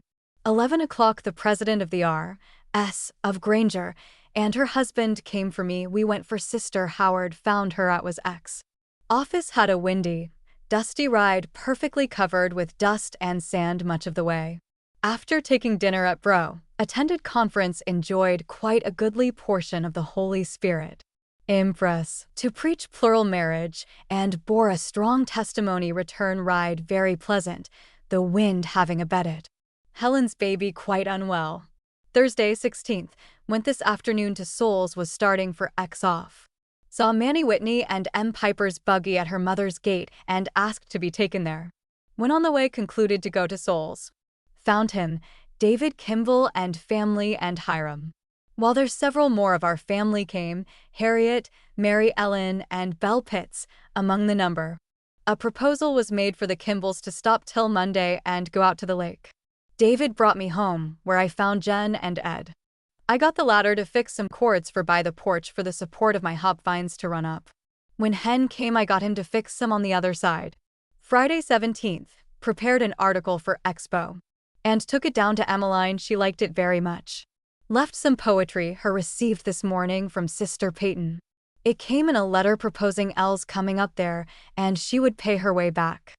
I wrote an answer at evening telling her I had no means to pay her passage there. A young woman, Miss Partington, was at Exoff, wanted a boarding place. M recommended me. I brought her home and showed her the room upstairs. She liked it, but is hardly able to pay $12 a month. I told her she could come for $4.50 a week, as she seems a very nice person. Hope she'll accept it. Saturday 18th. Did up 6 parcels of papers and mailed them. Took care of Helen's baby for her to go to the matinee afternoon. Flawed gone to stop tonight with General. I hoped she'd go to meeting tomorrow, I told her. Sewed buttons on Lilith's new dress, just made by Sister Musser. Lily is well dressed for the summer, much better than I am. Sunday 19th. No one to breakfast by Lily and I. Read part of the day. Took care of Hent's baby for her to go to meeting. Lily went with her. the first time she's been to meeting at Tabernacle since I can remember. Mary Ellen paid me a visit. A quiet day. Monday 20th, numbers of callers today. Josh, David, and Hiram came to hear the girls play and sing. Jen was here, and Ed came afterwards. They expect to go to Colorado to keep a boarding house. Makes me feel sad, but such is life. Soul called towards evening is not to go on his mission till spring. Dr. Ship waited on me today, told me that her sons were called on foreign missions, and she would go along with them as far as New York. A lady had sent for her to wait on her, and will pay her expenses there and back. She takes her little girls. She says I'll be well by the time she leaves me. I paid her $7.25 in order.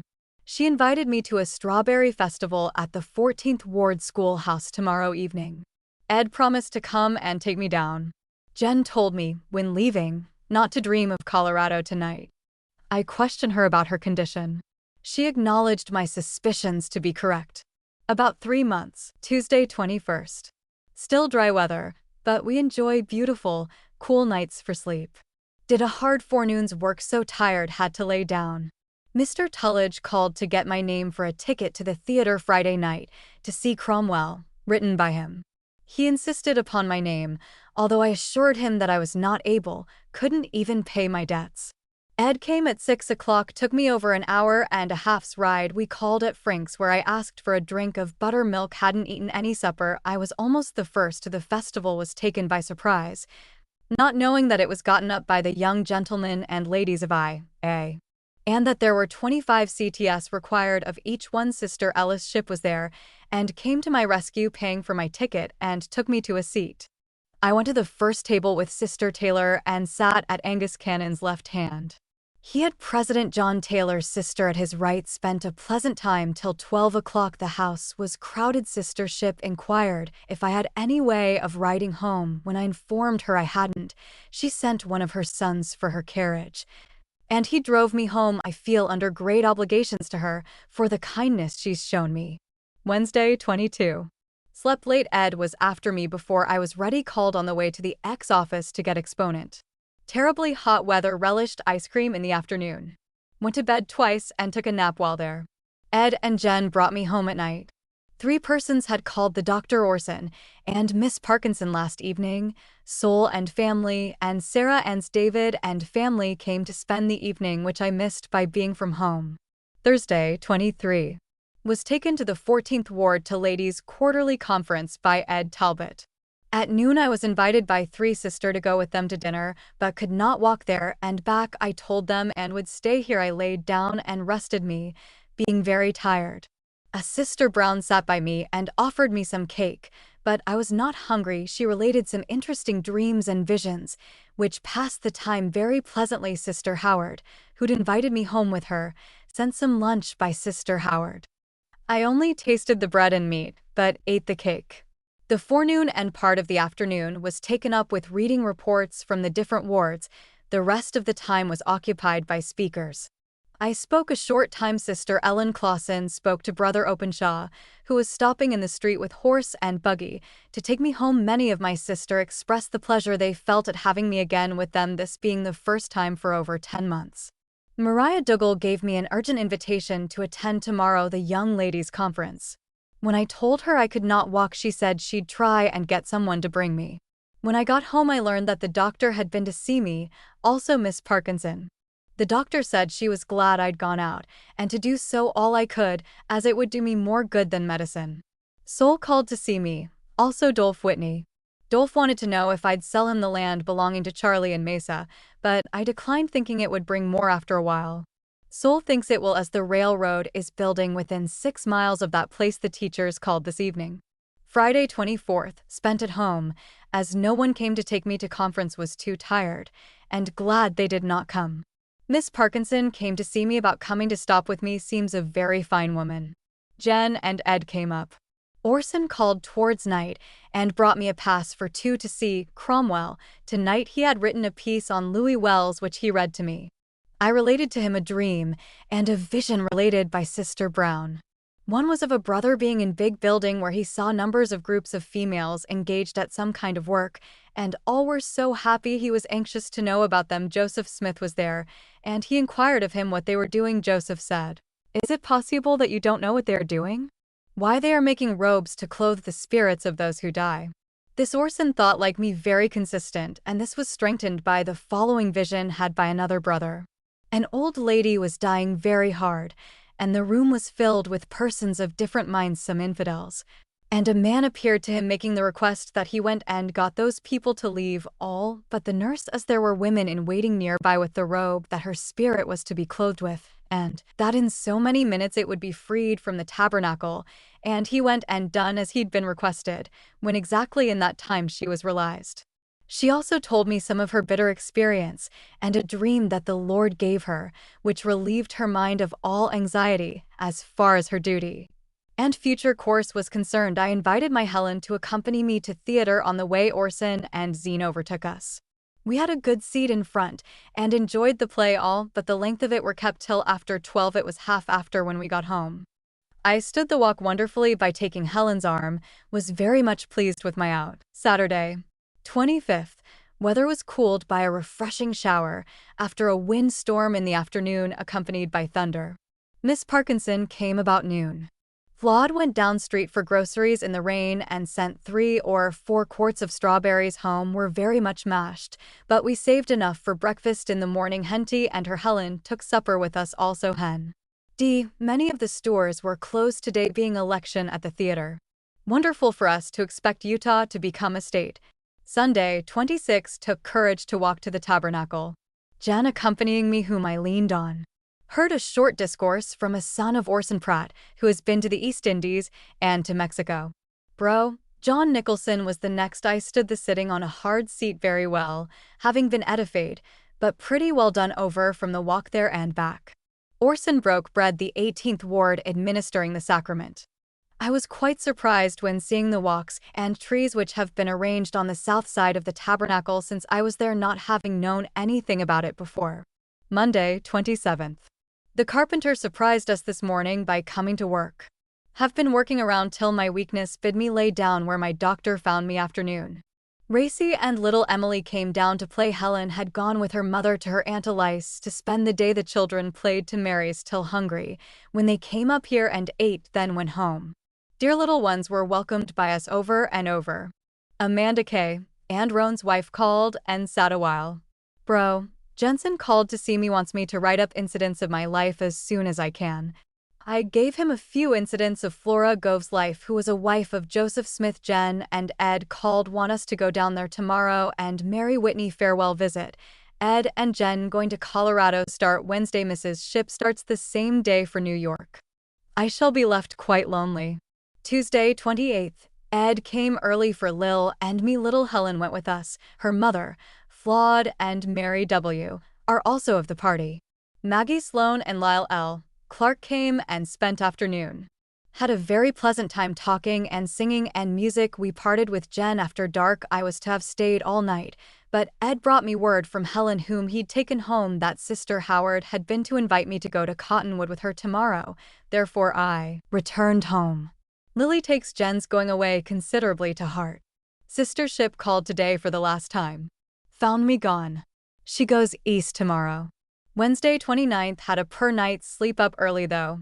Angie Frink came and spent part of the day. Orson called to see me about Bud's being chosen administrator for the Whitney estate, as it is at last sold. I asked him to pray with us, as the girls had come in for that purpose. He did so, though he was in a hurry, and we appreciated it highly, seeing him so seldom nowadays. Bud called afternoon to get the names and ages of my girls.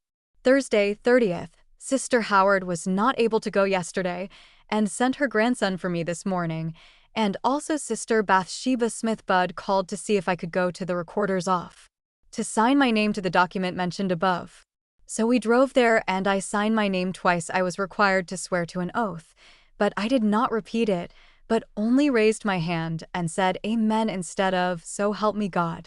From there we drove for Sister Howard and her daughter. The latter was at Clausen's Dentistry, and Phyllis Ferguson with her. She had all her teeth pulled out. We took Mrs. F to her home in 18th Ward, went to the Pen to take some oranges to Bro Brockbank, from there to Cottonwood, where we spent the rest of the day at Sister Brockbank's. They'd expected me to stop there a day or two. Jane Ferguson was coming down tomorrow morning to stay the week, but when I told them I could not go upstairs, Sister Howard yielded the point as her sleeping room was upstairs. The out did me lots of good. Friday, July 1st. My Orson's 31st birthday last night. After I'd retired, just as Florence had returned from rehearsal, we had a narrow escape from being burned out. Dolph's wife, in passing the table in dining room with some starched clothes, hit the lamp, knocking it off and setting some clothes of little Hattie's afire.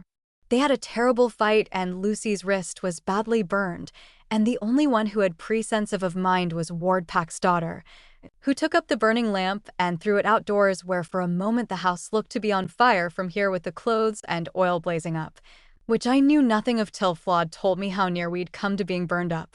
Towards night, Mr. and Mrs. Talbot called with a telegram from Ed that they arrived at their designation last night, all okay. I had received a letter in the morning from Samira Wood, who met them on the route as they were on their way home from Logan. Saturday 2nd.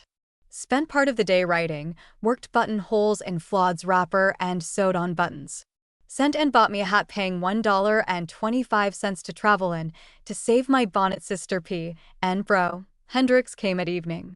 My debt at Young and Hardy's is $100.60, and there are several small debts against me. I hope to soon pay it up. Sunday, 3D. WMH. Kimball called in as he was going to Mary's, had been taking a wee drop and felt very mellow, said he was sick and unhappy, etc. He'd been north and took cold, not being dressed warm, had been very sick in consequence.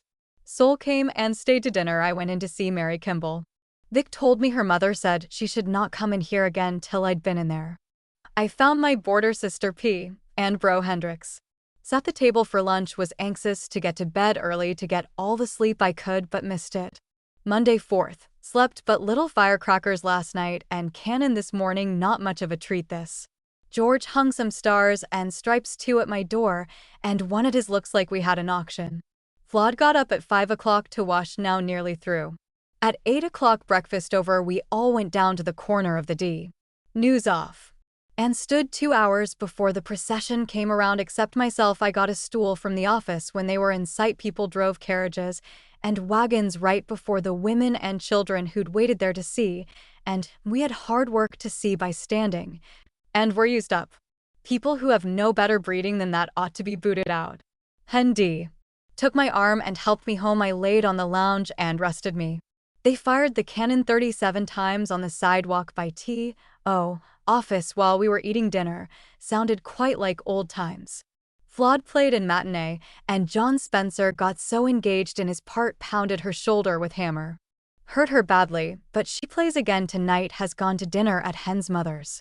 I lined my hat and bound the rim, and sewed on bead trimming this afternoon. After dark, we went down to the bridge and witnessed the fireworks on the hill. I had a chair carried for me, and sat on the bridge. Orson and Teen Taylor were there. I had Teen take my chair a while. Tuesday 5th. Was taken griping and bowel complaint this morning.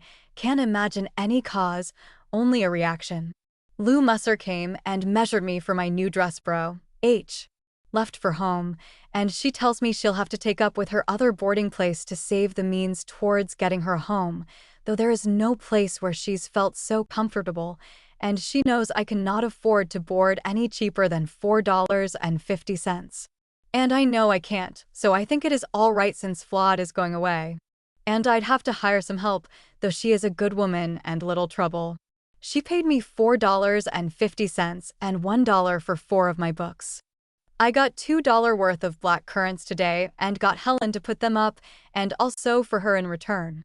Did some this afternoon. Received a letter from Jen dated July 1st describing their journey to that place. Her address, Holy Cross City, Colorado, C/O Treasure Vault Mine.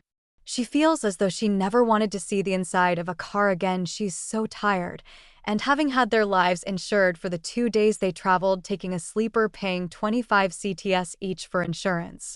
When they'd raised the windows, the employers would close them, and nearly smothered them, for fear they would do something to get the insurance, which was $6,000.00 left to their heirs. She said I was her heir.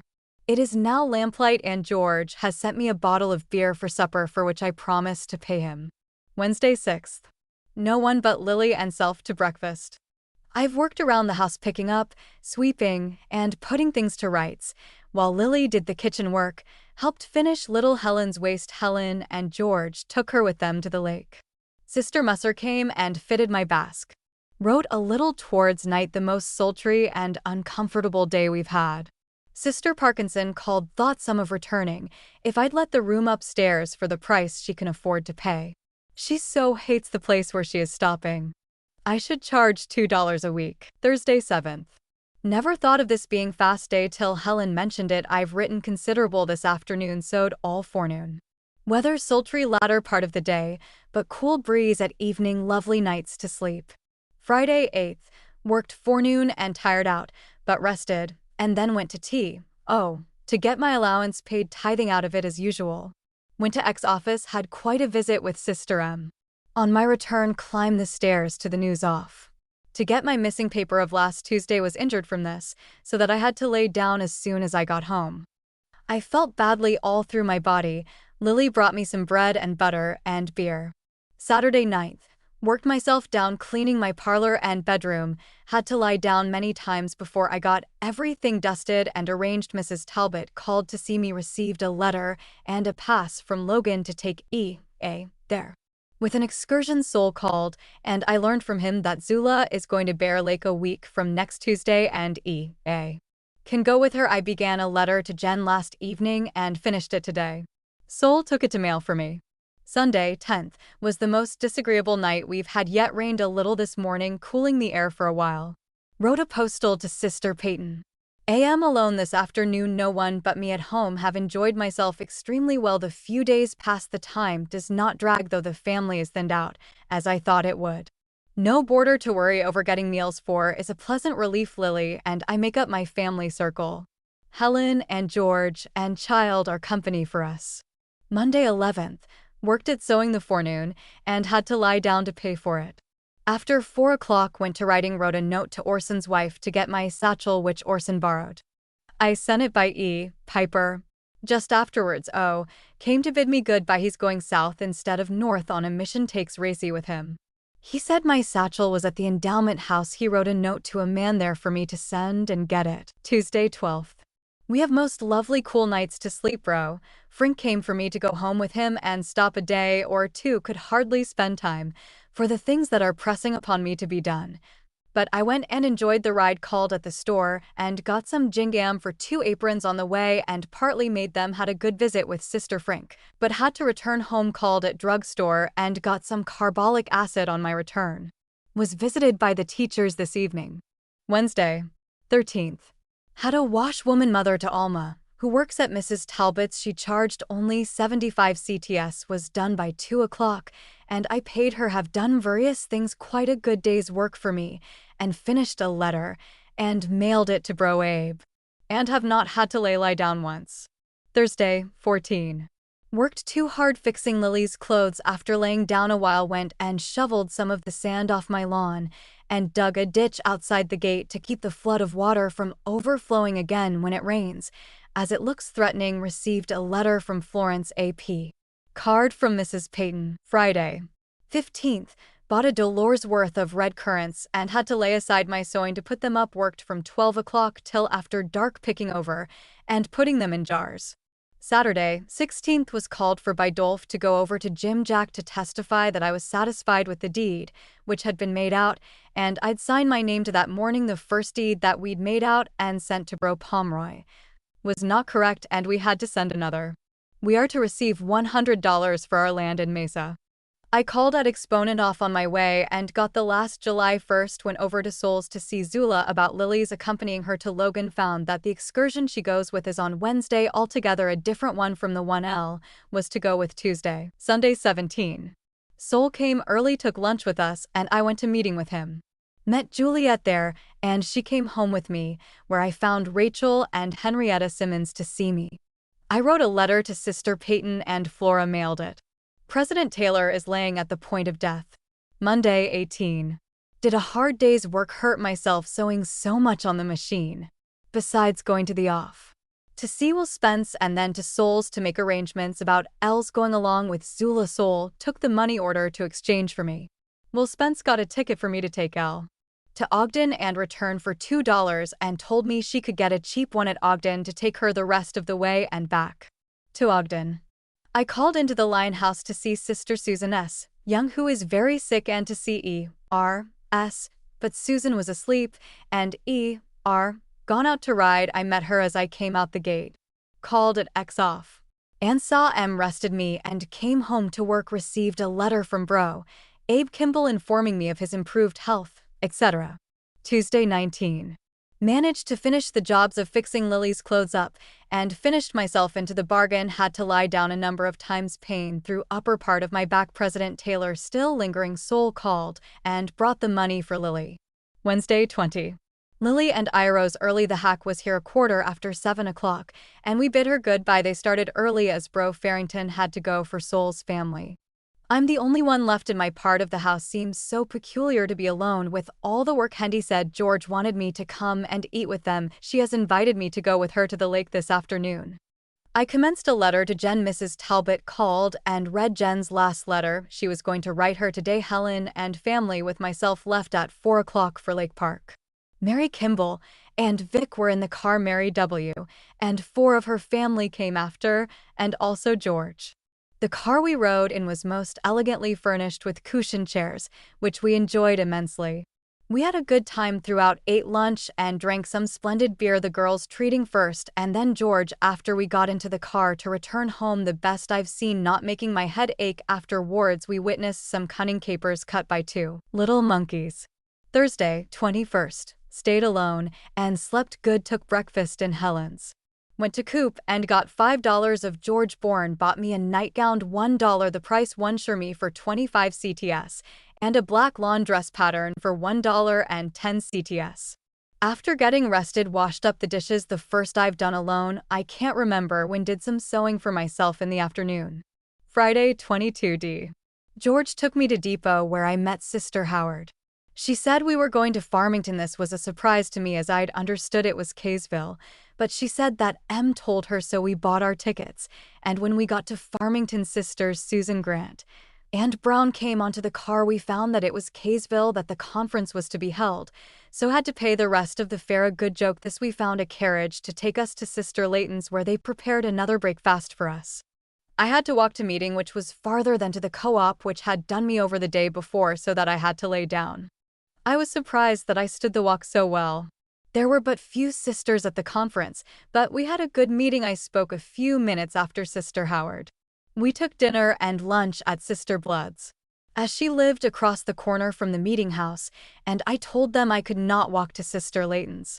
Sister H wanted me to speak first in the morn and afternoon, but I begged her to. She gave some excellent instructions. I followed her. There were a number more at the afternoon meeting.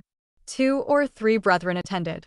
One was Peregrine Sessions, and a brother Alred whom I had known in Nauvoo received urgent invitations to stay there a few days and visit, but declined. When arriving in the city, I missed streetcar, and an express driver hailed me, and when asking his price said 6 bits. I refused. When he offered to take me for 50 CTS, I told him I'd not give that, as 2 bits was the accustomed price, and I'd wait for the streetcar. I called at all Ice Calder's. Finding her gone, was invited by a bro in the next house to wait there. He told me after a few minutes that he thought there'd not be another car except the one from Warm Springs, so I walked on and stopped at Grandma Bourne's to rest, thinking I'd have to walk home, and I prayed for strength to do so. Just as I was thinking of my fate, I heard the tinkling of the streetcar bell, and I jumped and bid a hasty goodbye, and swung my handkerchief, and boarded the car with a thankful heart. Was transferred to another, which left me at the D News corner, and I made my way home about dusk. Saturday, 23D. Had a sound night's sleep. Felt as though I'd not be able to do any work, but putting a wet bandage around my body last night was better for it, and have managed to sweep and dust everything in the front rooms, and wash window kills and doors a little. Though I've had to stop and lay down a few times, have stood it much better than I did the first time, being a fortnight since. Afternoon washed my head, the cinders blew on me so that my face was covered yesterday and my front hair filled with it as I sat by the open window. Sister Peyton called. Sunday 24th. Did not go out, though Lucy W. Kimball came and urged me to go to meeting, but I was too tired out from yesterday's work. Soul called at evening. Comfort and peace reigns in my bosom and in my home sweet home. 40 years ago today, the pioneers entered this valley with grateful hearts to have found a home for the Latter-day Saints. Monday 25th. Horace would have been 63 years old today had he lived. He entered this valley on his birthday. Being sick with mountain fever, was detained behind the bulk of the pioneers till the second day. I spent this 25th at the Pettit place on the Jordan River. George and Helen invited me. Mary Kimball also went with Vic and Frank Jackman. We rode in the same conveyance. Enjoyed the ride, and a pleasant day it was. Numbers of the coop clerks and their families were along. Some of them spent the time fishing.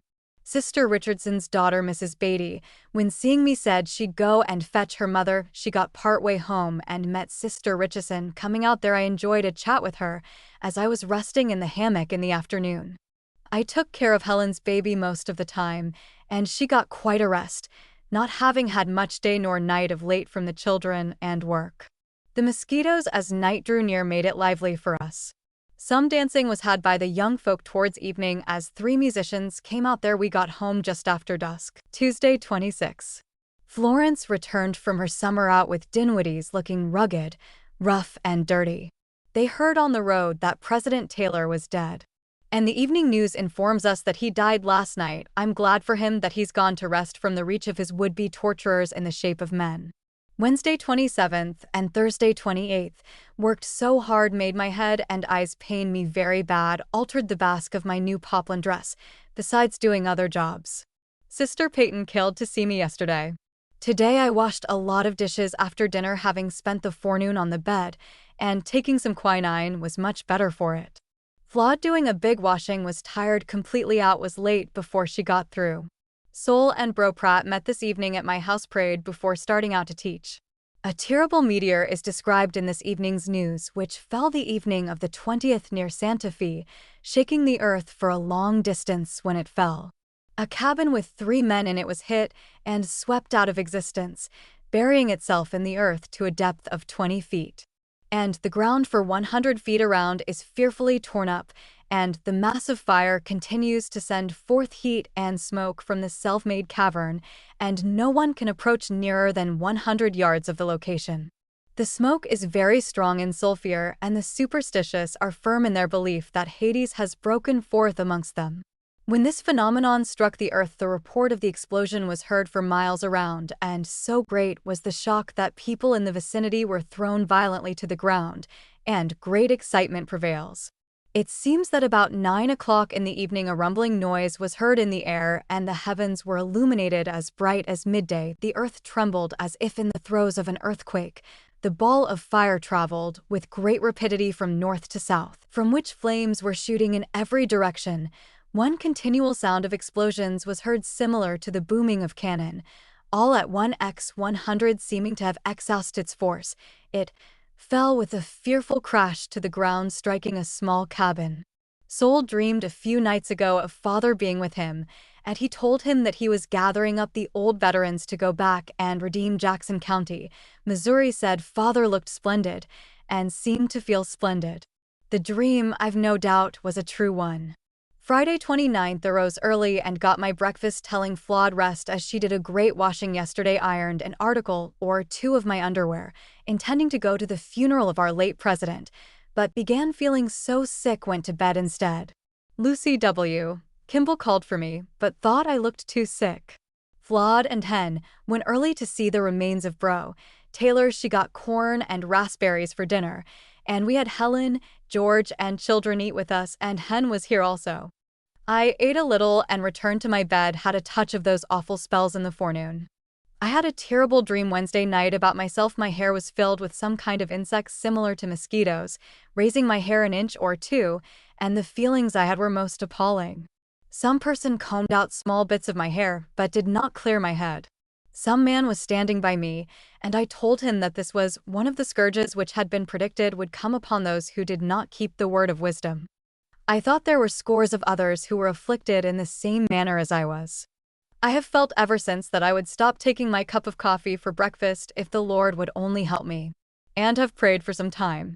Continually to that effect, I sorely regret that I did not quit it when I had youth and strength on my side. I thought when so sick yesterday from the pain in my head that my dream was fulfilling. Obedience is better than sacrifice, did we but know it. Would that my girls could realize this. September the 7th. Have been dangerously sick with typhoid fever since writing the above. Had on my clothes the 3D day of this month the 4th. George born got a hack, and Helen and Bro. Farrington helped me to it.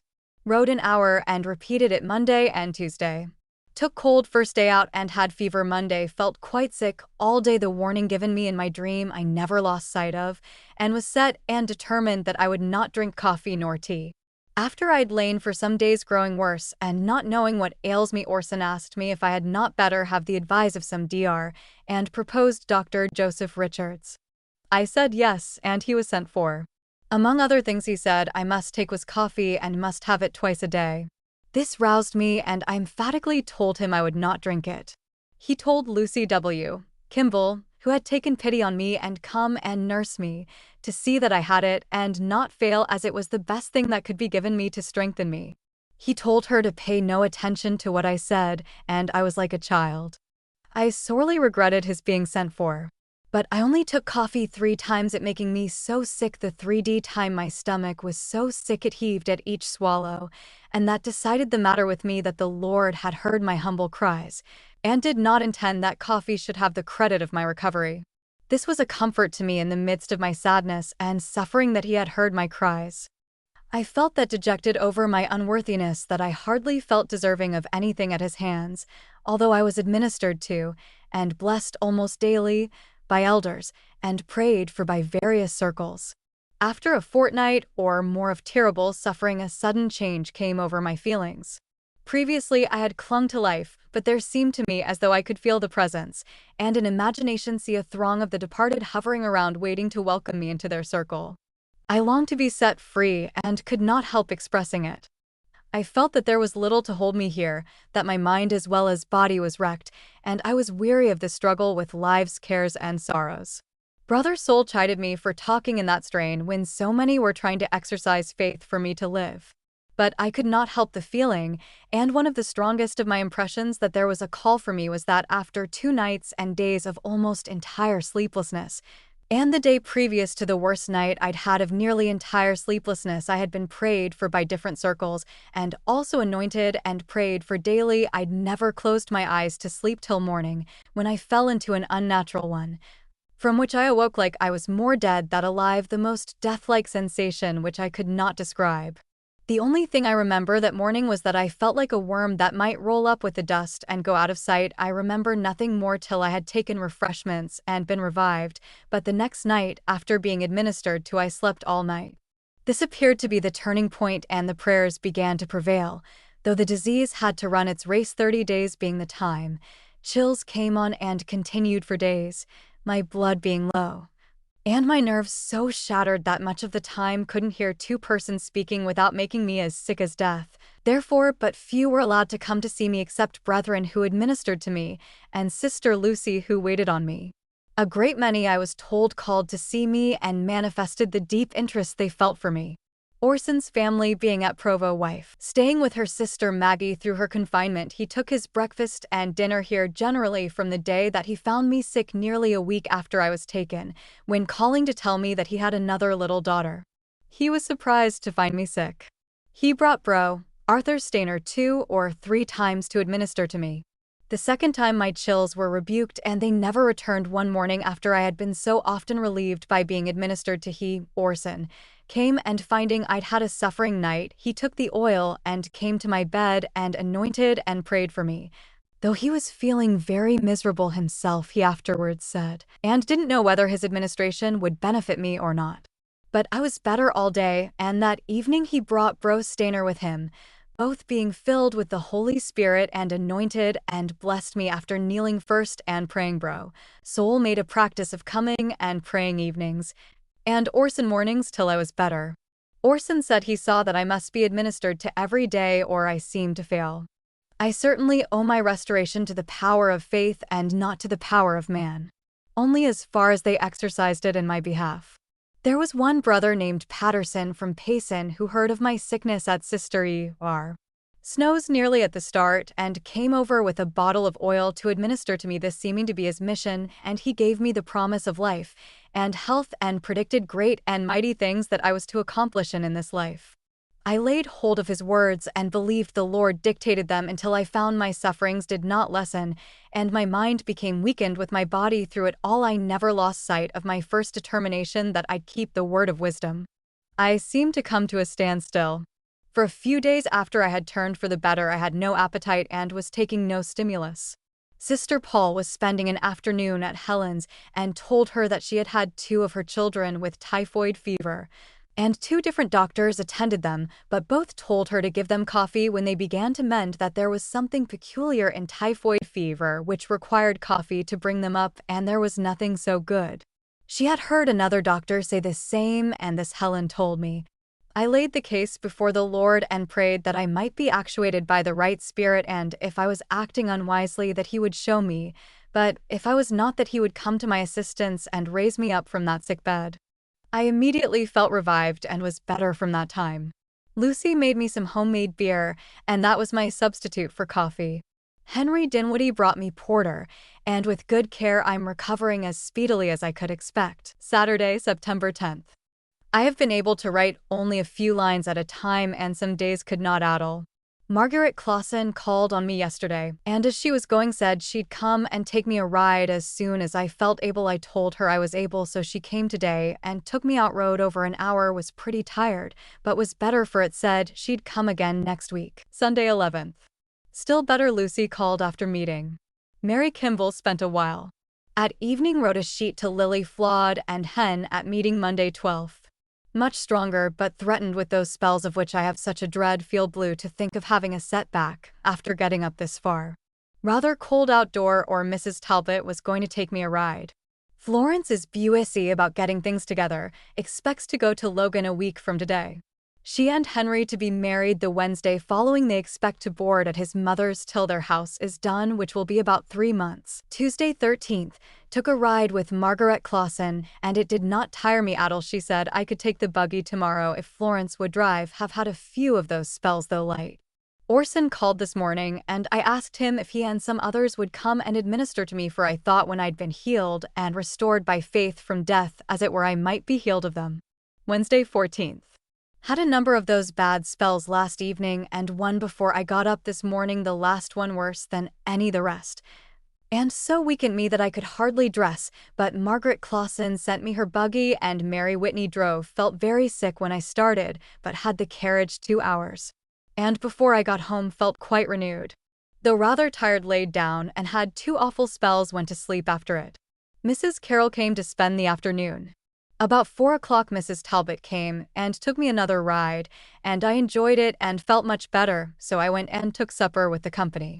Mr. Carroll came to tea, and George and Helen were here. Afterwards had some music and singing by Helen, and Flood and Hen D. Flood and Hen have entertained me evenings the same way since I got able all last week.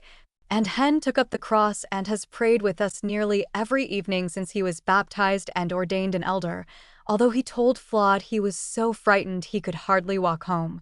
It made him feel so weak. I told him it would give him practice and he'd thank me someday for it. He has improved considerably since his first effort. He is of a very determined nature, and what he professes he carries out. Thursday 15. Felt wonderfully better. Sat up the forenoon, nearly mended the sleeves in my old basque before I laid down. Hen has brought me 6 bottles of stout and got me to liking the effects of it, as he told me it would strengthens me more than anything else. I've been taking wine and Peruvian bark for the same purpose, which Rachel Simmons recommended for me. Orson called this morning, said he would be very busy today, but would come today or tomorrow with Brother Stainer and administer to me for the purpose of healing me of those deathly spells. I have had none since yesterday, to my surprise, and grateful I am for it. A tramp asked Flood for something to eat, and it being dinner time she invited him to the table. He said he was a Welchman and had come from Penn, where his family was, to see if he could find work. Had heard that there were Welch in this place, and hoped to find friends who would give him work. Flawed and Hen have gone to the lake this evening to Garfield. Friday 16. Had a wakeful night, not feeling so well for it. Orson and Bro, Arthur Stainer, came this morning and prayed for me and gave me an excellent blessing and promises the most encouraging. Bro, Stainer afterwards said he felt that I would yet perform a great work. I told him that had been prophesied on my head many times, and that I would do more work with my pen than I'd yet done, etc. This was his impression too. I shall have to be made over if I fulfill them in the least respect. I cannot help feeling a little sad over my youngest and last child leaving me, and not knowing what I'm to do, or how I'm to get along alone. But such is life. I have Helen in the house and she says she'll attend to my wants, but she has enough else to do for her own family. I've looked over the newspapers that have accumulated since I was sick, read considerable, and cut out the most interesting pages, and tired myself out. Saturday 17.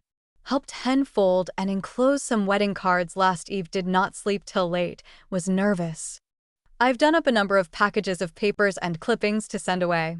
Flawed has cleaned the house from top to bottom. Her trunks, etc., were sent for towards night by Dinwiddie's.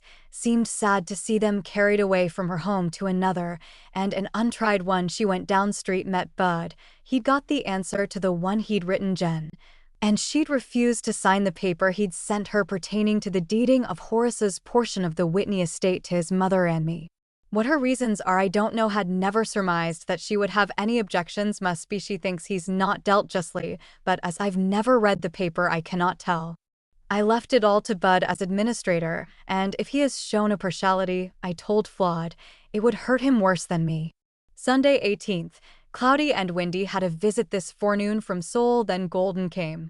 Sol told me some good news. The lot that was given to Tulledge and Crandall by Bro Dan to help publish father's history, and then afterwards was swindled out of it through some rascality, is about to be recovered, and when sold the money will be dead between those who donated cash towards the history. Sol thinks I'll get more than the $100 that I donated. This being the case, I'll prove a true prophetess. I used to tell Horace, when he'd tell me that I had foolishly thrown my money away, that it would be like bread cast upon the water. After many days it would return, etc. Golden goes to Logan to be married the same day Hen and Flawed do. This is the last day I have Flawed with me to wait on me. Monday 19. Finds me lonely and sensing deeply my true condition. I can say with truth I feel like one who treads alone some banquet hall deserted, etc. Tears will flow when I look around and see the house as Flawed has cleaned it, worked, and waited on me so faithfully, and to think I'm left without one child to keep house for. In the afternoon Bro Patterson called to see me. Was pleased to meet me at the door when the last time he saw me was on a bed of suffering. He said he knew I would live as soon as he placed his hands on my head the day that he first saw me. I'd written a sheet to Jen and had prayed often for the spirit of consolation to make me to get above my lonely feelings. I took the visit of Bro Patterson as an answer to my prayer. When about bidding me goodbye he said he felt like blessing me. I told him I felt like I needed it. Telling him of my last daughter leaving me that morning to get married. He said he knew that I felt sorrowful and that was why he felt the spirit of blessing me. He anointed and prayed for me and gave me a good blessing which lifted my spirits. Tuesday 20th. Had the best night's sleep I've had for a number of nights. Seemed when I awoke as though Flawed was sleeping on the lounge as usual. Helen's girl, Flo, built my fire. They bring my food on the tray. I've tidied my room a little. Swept it lightly yesterday. Have to lay down occasionally, but improving. Sister Maggie Young called and visited a while in the forenoon, and Sister Susan S. Young called as teacher. I was surprised at seeing them, the latter particularly, she having been so very sick just before I was. Our Relief Society meets this afternoon. Received 2 letters, one from Jenny and the other from Bro P. in Logan. Flo Dinwiddie called to invite me, Helen, and George to a surprise Thursday evening given on Hen and Flawed on their arrival from Logan. I was requested to invite Orson and Zine. They are to send a carriage for me tomorrow and want me to stop there all night. Wednesday 21st. Florence and Henry went through the temple today. I expect were married at the altar. She was to have been baptized in the font yesterday. I finished writing to my Jenny today and mailed it. Filled 3 sheets and a half of note paper finely written. I was telling Helen that I wanted to send by her and buy some corsets to wear tomorrow, and Vic Kimball, being in there, told me she had a pair of large ones that she was sure would fit me and she would let me have them if they'd suit me. She had got them and tried to wear them when pregnant, but could not. They are just the sort that I wanted. She refused to take pay. I'd been suffering somewhat from gravel, and yesterday was worse from riding. Happened to ask Margaret Clausen if she knew of anything better than sweet spirits of niter, and she told me she had something that would cure anyone. She drove to her house and got me some. It needs only to be taken 3 times to take half a teaspoonful on going to bed. I have hardly felt it today. Thursday 22 was taken to Sister Dinwiddie's by her Flo to attend a little surprise on Hen and Flawed. On their return from Logan, I took a new biography of Brigham Young as a present to them. They were surprised when they found me there. There were but a few there. Orson, George Bourne, and Helen came, the latter not till we'd began to eat supper. Afterwards he was the center of attraction, with Hen's beautiful guitar, sang a number of songs, and whistled to the admiration and surprise of the company. Had a little music and singing from 2 or 3 of the girls. One was Hen's little sister. A windstorm and rain came up at evening. This was the first day I've sat up all day. Had to lay down a short time at dusk, then sat up till 12 o'clock. They received some fine presents of dishes, silver and china, vases, and other things that will be useful, and the pictures of Hen's parents. Orson told Flawed that he was getting little Horaces and Emilis for them a wedding gift. As I was not able to go upstairs to sleep, they made a bed on a double lounge in the front parlor. I slept but little, as there were a few, Joe Jennings, Mr. Carroll, and 1 or 2 more remained in the other part, and cut up for some time trying to pester the bride and groom. Friday 23th, spent at Dinwiddie's, read considerable, and visited with Hen's mother. Think her a good woman. Never had seen her much, nor conversed with her before. Sat up all day, quite an improvement in my health. Saturday 24th, slept but little considering I went to bed in good season. Was taken a beautiful ride down to the Grove and below there, by Sister D.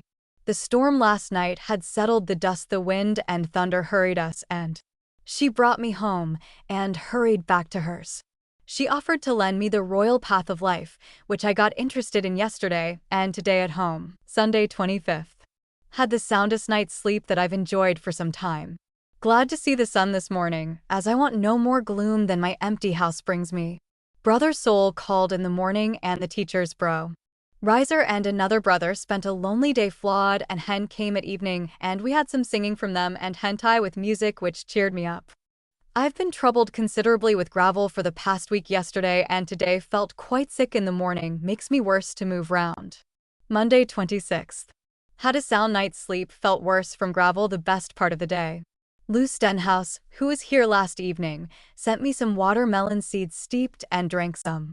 Mrs. Talbot called and took me a little ride. Zena came with children and spent the day here, and in Helen's. Helen had a house full of visitors. Grandma Bourne and her sons and daughters and children, making quite a house full. Flawed called at evening and brought me a large piece of her wedding cake. Tuesday 27th. Felt pretty well in body. Juliet Croxall called to see me and took dinner with us. Helen and all but her hired girl went down to Alice Calder's to visit again with their uncle and wife. Flawed called before sundown in Hen's buggy to see how I was. Yesterday wrote a letter and mailed it today to Logan in answer to one received from Bro P.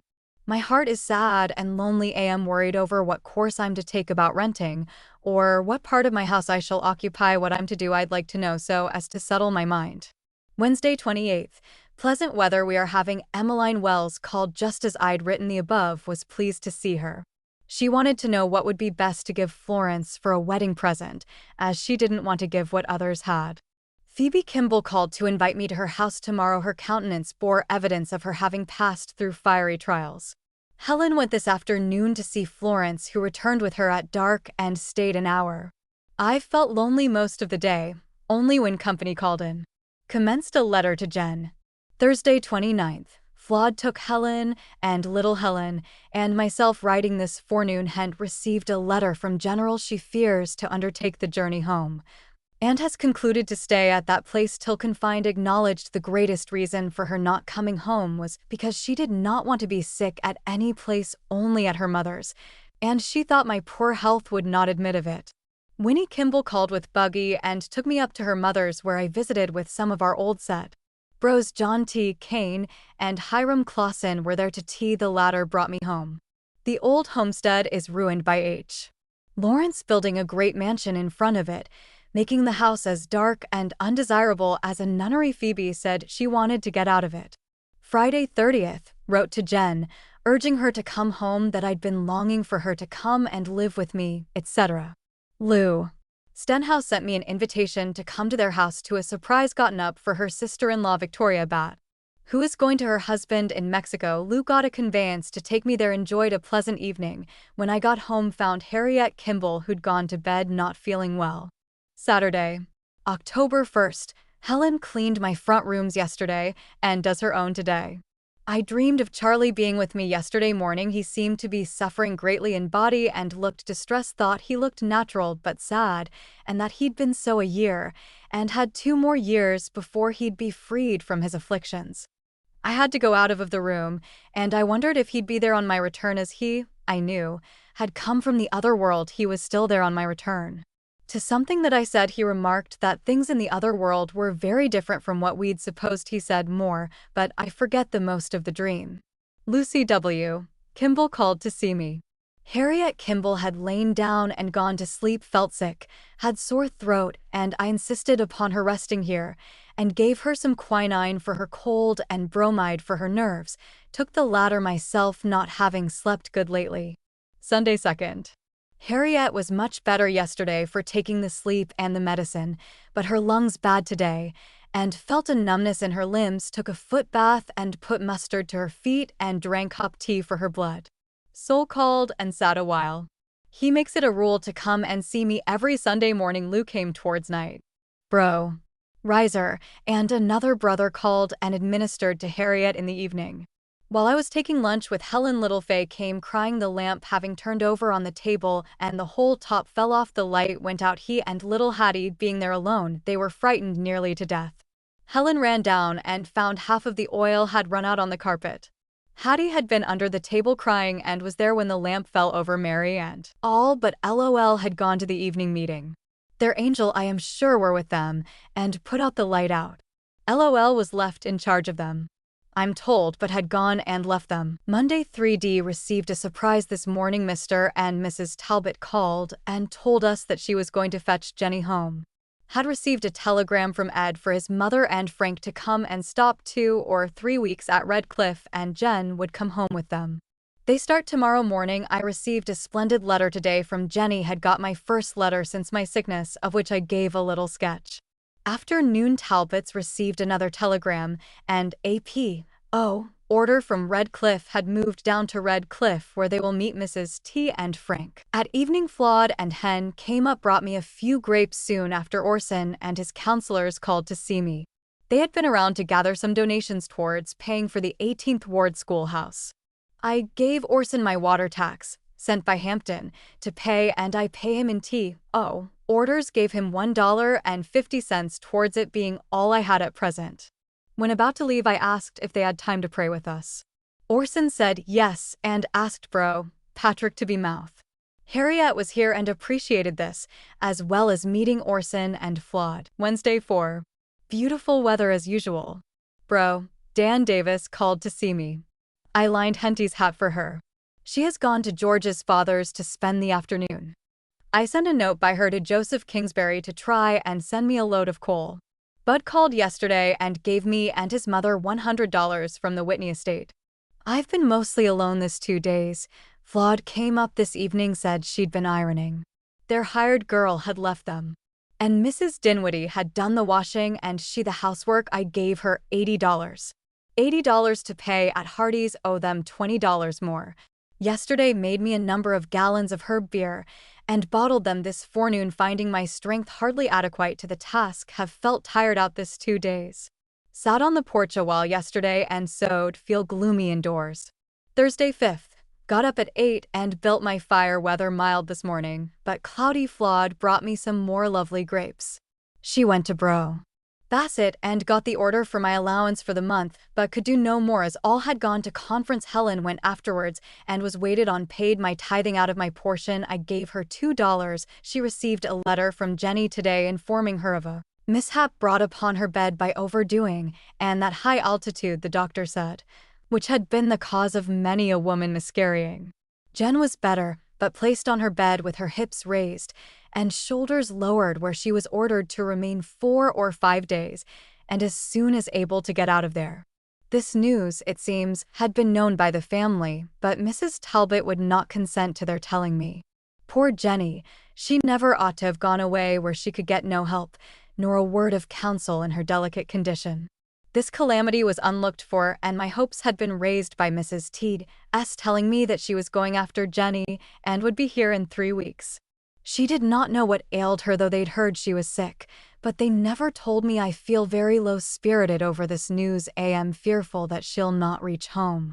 Harriet, Golden, Elias, and Joseph Kimball called this evening. They went to the evening meeting. Harriet will return to stop with me tonight. Weather cold. Friday 6th. Very cold and gloomy outside. Harriet gone to conference. Helen cleaned my rooms this morning.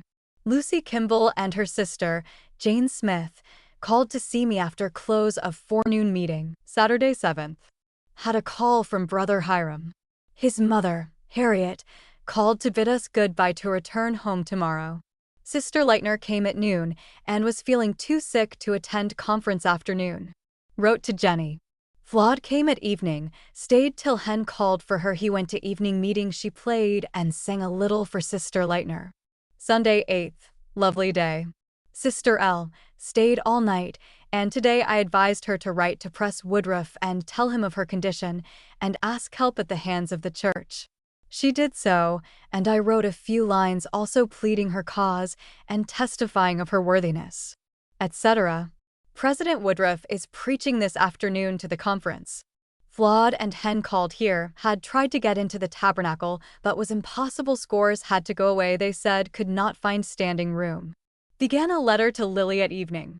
Monday 9th, took a hot foot bath and washed all over last night, thinking to sleep early, laid awake till midnight, and feel the effects of it as I awoke early. This morning Austin Brown's wife called to see me, also Bro, Patterson and wife. He again prophesied that I should continue to improve in every way and receive every blessing that had been pronounced upon my head. He was delighted at seeing me looking so well. Tuesday 10th, Sister Leitner came in the forenoon, met Bro Joseph Kingsbury here to have a talk about her letter sent by him to Bro Woodruff. It was an interesting interview. She, by my request, related a number of incidents of her life and a vision that she had which preserved her in the faith. Joseph said, among other things, that he heard the prophet Joseph say that he, the prophet, would be the man who, like Moses, would lead this people out of bondage, and that this would take place in 1890, just 3 years, which is according to my belief, and a great many more who are looking forward to that time, and we expect the temple to be finished in that time, the place where it has been prophesied that I should meet him and the Savior, and work for the dead and living. Wednesday 11th, Bro Dan Davis brought me a large basket of grapes. Flawed came and took me a ride called at Talbot's. A letter from Mrs. Talbot said they were going by Denver, should stop a day or 2 for Jen to rest, and then home, and to have her a bed put in the parlor. I told him he needn't do that till she comes, as she might want to live with her mother. She'd so expressed herself to me, and it was natural for her to want to. I've taken cold, and my ride has added to it. Have coughed ever since this morning, throat and lungs raw and painful. Took quinine and a hot foot bath with mustard in it.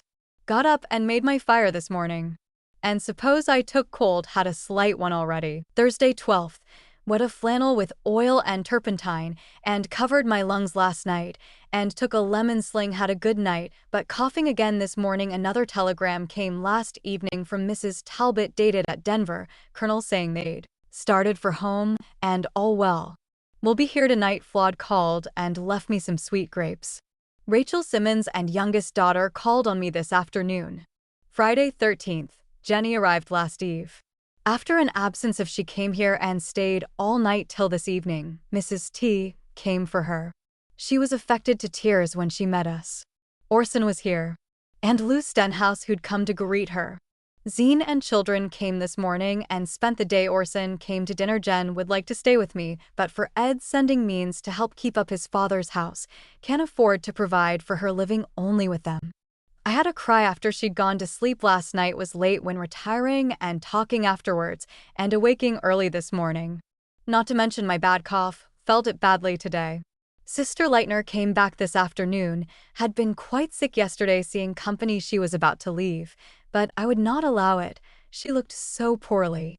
Saturday 14th, my cough was very tight and nearly wore me out yesterday. There being little or no cessation, took a hot sling before retiring and gave Sister Leitner one. I slept good and never coughed till this morning began again, and was almost exhausted before I got through. Take cold from the wind which I feel from the doors and windows, there being a wind blowing every day. I received a letter from Sister Peyton. Helen took my grapes, what was left of those that bro Dan Davis gave me, and made jelly of it, about 2 quarts. Mrs. T came for Jenny near night. Flawed came and stayed till after dark. Sunday 15th, Jen came and spent the day. Bro Soul and Bro Steele from Mesa called with him before meeting. Flawed and Hen called towards night. When they'd all left, I gave vent to my feelings. Oh, the loneliness that I feel without them is beyond their conception. The Lord alone is my helper, on him must I lean for consolation and strength to bear this bereavement. Within the last 16 months, every child I had with me have left. Charlie by death and the girls by marriage, leaving me lonely. Oh, how lonely. Monday 16th, found my eyes red with weeping. After retiring, I wept, and awoke in the night coughing till I was past sleeping, and I wept bitterly, and prayed the Lord to show me what course I was to take, and where it was best for me to live, that I might know what to settle upon. Mrs. Talbot came about noon and took me to her home, the first time I've been there to visit since Jenny went to Colorado. They've put a bed in their parlor for her to occupy during her coming confinement. She would be much more comfortably situated in my quiet home, as there is no retirement there, the room being used by the family as a sitting room. Tuesday 17th. Came home early thinking Sister Leitner would be here as she said she would. When leaving she never came, but Jen did near night to stop with me. My cough is dreadful, have taken an additional cold. Worked on little blanket. Wednesday 18th. I took up the linoleum intending to put carpet in the place of it. Had headache today from my cold and working embroidery till long yesterday. Bro Joshua Whitney called to see me and took dinner in Henty's. He's bought him a lot with house on it in the neighborhood of his sister Mary Jane. He tells me the first that I knew of his moving away from the old homestead. I felt heavy-hearted this afternoon, but no one is aware of it. Thursday 19th, I was awake about half the night coughing, and thinking kept me awake for hours. Mrs. Talbot came for Jen this forenoon, brought her a letter from Ed. I have taken up the carpet in bathroom like the dining room carpet with that, and a few other pieces have covered the place where linoleum was without having to use any other kind. With the exception of a small place by the east door, which I asked George to bring me some oilcloth to cover, have got to get some carpet for bathroom now. Friday 20th. Feel much better than I feared I would last evening, being so done over with my day's work. Added was the job of making beer, which finished my day's work and nearly finished me. I was speaking of our sweeping rooms, my taking those occupied by George and Helen, and they taking the east part of my house, when by Jackman, who was present, told Hent how much better off she'd be in every way, etc., when to my surprise she agreed to it, and George being agreeable, we've settled upon moving next week. Saturday 21st. Have done up several parcels of news and exponent and mailed them. Sunday 22nd. Bro Soul called to see me. Jen came to stay a day or two. Hen and Flawed called afternoon. Henty went to meeting at Tabernacle. Monday 23d. We commenced moving. Worked real hard for me. All day. Tuesday 24th, 2 men came and put down our carpets. I ripped and sewed my carpet, which with other things used me up for doing any more. Wednesday 25th, went by invitation to visit at Sister D's. Flawed coming for me, Jen, and Lou Stenhouse then went for Mrs. Talbot. Had a pleasant day. Orson called to see me while gone. Helen's got everything fixed in her part, and my bedstead set up and bed made for me. She has had a hard job. I found the teachers here on my return. Thursday 26th, Forgot to mention my taking up one side of my parlor carpet yesterday morning, it being put down uneven, and see I tacked a or so, and left the man to do the rest today when he put down the bedroom carpet. I let my dining room and bedroom carpets remain, and Hent had hers in the small room taken up and cleaned and turned over for me, looks as nice as new. Friday and Saturday was spent cleaning and trying to set things to rights. The washwoman helped us Friday and half of Saturday, and left me in the lurks, was so overdone I had to give up. Hent offered her services after she finished the work in her part, and I mended children's clothes for her. We got things put in place, and rooms swept, and George hung some of my pictures. The hardest task I did was dusting and arranging the books, papers, and see into the secretary. I called at Co-op on my way down to Dinwiddie's and picked out a parlor stove, which was put up yesterday morning, the price $12.50. Sunday 29th, spent alone till near eve. Jen came. Henty went to meeting at Tabernacle, and then to see Grandma Bourne with George and children. After their return, we had some songs and music. I've enjoyed 2 good nights' sleep, and last night had the nightmare 3 or 4 times. I felt that there were evil spirits troubling me. I felt the bedclothes pulled off my left shoulder as I was laying on my left side, as sensible as though it was a reality. I could not tell whether I was awake or not. I rebuked that spirit or spirits 3 different times, commanding them to depart in the name of Jesus Christ and return no more. I could hardly utter the words, but managed to stammer them out. Monday 30th, made another batch of beer. Mary W. had a sewing bee of our own girls and daughters-in-law today, and I joined them. There was hardly one girl invited, but had a baby. Or babies, and confusion reigned supreme. This evening Mrs. T. came for Jen. Tuesday, 31st, weather still lovely. November 1st, Jen and Mrs. T. called and took little Helen home with them. Jen returned at eve to stop with me. Phoebe Kimball called and stayed a while. I'm still pearly in body and lonely when alone. Thursday 2D. Fast day, had a dreadful bad night with deathly spells, first since Sep last. Mrs. T. came and took me a ride, went to Frank's. Mrs. F. urged us to stop, and Mrs. Talbot was very agreeable. Afternoon, a meeting was held there by some sisters of the R.S. of Farmers Ward. Mrs. T. went in the kitchen while meeting was held, had quite a good time, though there were but 5 or 6 present besides myself.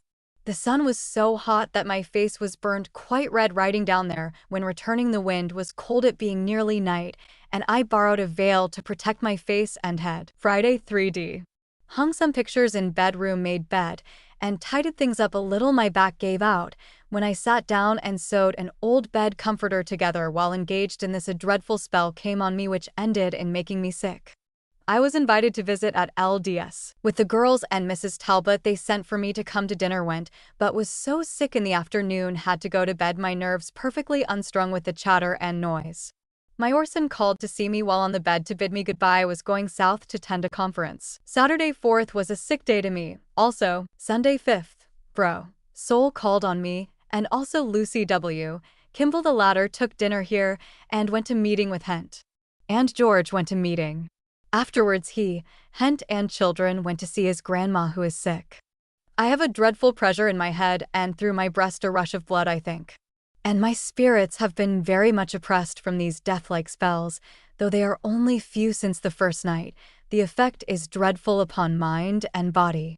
Monday 6th, cloudy. I took cold yesterday. The wind blowing through onto my back. Had rheumatism in shoulders last night and cough more, but in other ways very much improved. Mrs. T. brought Jen who'll stop with us. Have a man here gluing furniture and covering the desk to secretary. He will repair my little lounge $4 and take tithing orders for the whole, charges me $1.75 for gluing a lot of furniture. Jen sat for her picture today. Tuesday 7th, took a ride with Mrs. Dinwiddie and flawed, driving, wind cool but sun shining, which I appreciate. Wednesday 8th, Jen left with Mrs. T, and little Helen flawed took me with Hent and baby to make some calls. I paid $3 at Taylor and Romney's and $2 at Madson's. Went to see Sister P. Kimball if she'd come to my house next week and anoint Jenny. She said she'd come next Tuesday. Flawed is to go for her. From there we went up to Bro J. T. Keynes to see his wife, found her gone to a ragby Brought Hent home and lol took her place rode quite a while called on bro. Joshua at his new home enjoyed the ride very much. The weather so lovely. Thursday 9th. Enjoyed a splendid night's sleep for which I feel thankful. Ripped my black skirt, sponged and pressed it, and tried to put it together. Spent most of the day with Henty Jen, Mrs. T. and little Helen called this morning. The latter wanted to go home with them, so went, and stays there tonight. Jen brought a sample of her photo taken at Hent, and I enjoy the peace and quietness which had been ours this week. Her hired girl Flora leaving Sunday to go to school makes the difference, and little Helen gone makes it quiet and enjoyable. Forgot to mention Joshua's calling Tuesday. I gave him one of my rocking chairs, some overalls of Charlie's, and proposed his taking a box of papers which had stood a number of years.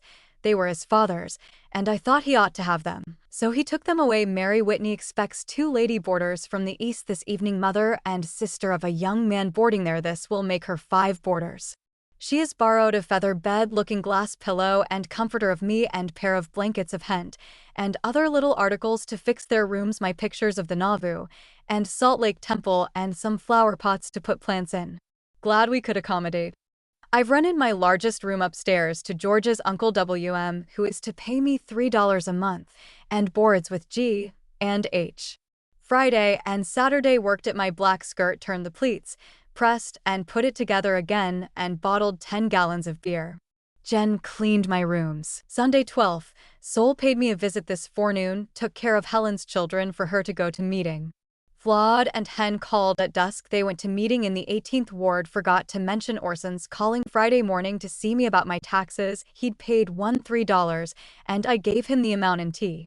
Office order. He said baby had been sick. I invited him to come to dinner, which he accepted, bringing bro Arthur Stainer with him. Monday 13th, Flawed called and invited me to ride. We took little Helen. When returning home, met Mrs. T. and Jen. They were going down to Mrs. Frink's and proposed my going down, so we came up home and got my work, and Flawed drove me down there. Spent the afternoon, and at Eve Flawed, Sister Dinwiddie, and her daughter Flo came after me. I enjoyed the ride very much, and also the visit. Tuesday 14th, Flawed brought Sister P. Kimball to my house to spend the day and attend to washing and anointing of Jenny, as agreed upon last week. Spent a pleasant day. I paid the upholster $5 for repairing my little lounge. George B. had furnished the cloth, for which I was charged $4, costing $9 for the repairing. I told him I wanted to sell it, and Pricenda offered me $10 for it. I may accept it. Flawed came and took her home last night. Wednesday 15th, spent sewing. Jen stays today and tonight. Orson came to see if I'd got a bedstead and straw bed tick to lend them. I was talking of selling it, but told him he could take the bedstead, springs, and bed. I took care of Henty's baby for her to go and see Zine, etc. Thursday 16th, Henty's baby quite sick, vomiting and purging. George sent Dr. White to see it. Flawed called and took me a ride up to Camp Douglas and back. Enjoyed it, although the wind blew cold on our return. Facing it, called at Talbot's, and she gave me some stuff to cover chair cushioning. Received a letter from Lily containing important news. Friday 17th, Henty's baby still sick. I've taken care of it in my room most of the day. He's feverish, though he's ceased vomiting and purging. Feel poorly myself. Saturday 18th, laid awake 4 hours on a stretch. Feel miserable from that, and taking care of baby, who is better towards night. Bro Patterson called to see me and blessed me and baby, using consecrated oil. Hi, and also Helen appreciated the same. Jen came yesterday and stayed till Mrs. T. came for her today. She's been a great help to us. Near night, I received a call from Bro Hall. He wants to bring his wife to call on me, and also wants me to come and see them. I told him I was intending to call on them if the weather would admit of it, if he had missed calling on me so long. He said he should always be thankful that he was so fortunate as to come to my house when he arrived in Salt Lake, and for the interesting conversation and teaching that he enjoyed. He'd received a testimony in his temple work which he had never received before, and saw a work before him for his dead, to which he and wife were united in turning to the great work of laboring for the dead. He borrowed 3 books of me: Joseph Smith's biography, Morning and Evening Star, and Times and Seasons. Flawed came up to see us this evening. Sunday 19th, Sol and Dan Kimball called and sat a while. I hear that one of Charlie's children is down with diphtheria and one of Roan Kimball's. Our persecutors have taken the temple, and our people will be allowed the privilege of finishing it by paying a certain amount the same as they are paying for the use of our tithing office and church property, etc. They'll find themselves coming out of the little end of the horn in the near future. Poor fools, we may piety them. Jen came near night. Per Hent has had a hard day, wanted to go to meeting, but kept home by work and her baby, which is sick and cries much of the time, though much better. Monday 20th. Felt sick, poor appetite from tending baby, confining me closely and sleeping 2 little nights, but have done considerable work, straightening up things, sewing and getting things ready to send Lil. As the girls are joining with me in sending some birthday gifts, her 30th birthday being Sunday, shall send her trunk this week. About 1 o'clock, Jen was taken awfully sick, pain in her side. I gave her peppermint and hot water. She had vomited, and after laying down a short time got over it. Mrs. T came for her this afternoon. Tuesday 21st. Feel poorly, took a bath last evening, took some cold, cough worse. Feel thick-headed and sick at my stomachy. Took care of little Bradford for Hent to go to Bud's. His wife has a female party, therefore got but little sewing done. Jen came towards night. My niece Violet is dangerously sick with diphtheria. The little boy is on the mend. They say I hear also that Vi is sick, and that Phoebe is with them. Thankful for this, wish I could go and see them too. The teachers came this evening, also a girl who engaged to work for Hent. Wednesday 22nd. Had no sleep till after 12 o'clock, slept till 3, then laid awake till after 5, feel sick from it. Lovely day yesterday, it looked like a snowstorm was upon us. The 21st was Charlie's 2 birthday, and the 22 made 3 years since Pa died. The 27th is Lily's 30th birthday. Wednesday 23d. Slept more last night than usual, but that is not saying much, miserable in body, but worked at Lil's underclothes half the day, cut and making 2 chimneys of factory for Lily. Flawed and Mrs. Dinwiddie came to invite me to Thanksgiving dinner tomorrow, but Mrs. Talbot had invited me to take dinner with them and is to send for me. Flawed has brought a lovely mat and a nice petticoat, some colors and ribbons, and 2 fine chimneys to send Lily. Thursday 24th. Slept about 4 hours last night, feel almost desperate, nothing avails me, took a hot foot bath last eve, took bromide, and prayed for sleep, but had the worst night of all. Major Talbot came and took me to his home. While there, wrote a letter to Lily, had dinner after 3, relished it, and ate more than I have at one meal for some time past, have felt the loss of sleep more than ever, shall not be able to stand it much longer. Jen got Lily 3 pairs of worsted stockings. And Flawed brought a package of Orbergast's candy to send her. While on the way home, met Orson. Zine and the 2 oldest children learned from Orson that Lady Kimball died today, poor Vi, and Charlie, my heart aches for them. Lady was a dear, lovely girl, Ors said he, and soul administered to her yesterday, and she was very much better after it. Charlie has been telegraphed to. Friday 25th. Snow for the first time this season, took bromide, but laid awake the best part of the night, slept the latter part, and this morning till 8 o'clock, but felt so sick, went to bed after making my fire, and laid a short time when I felt better.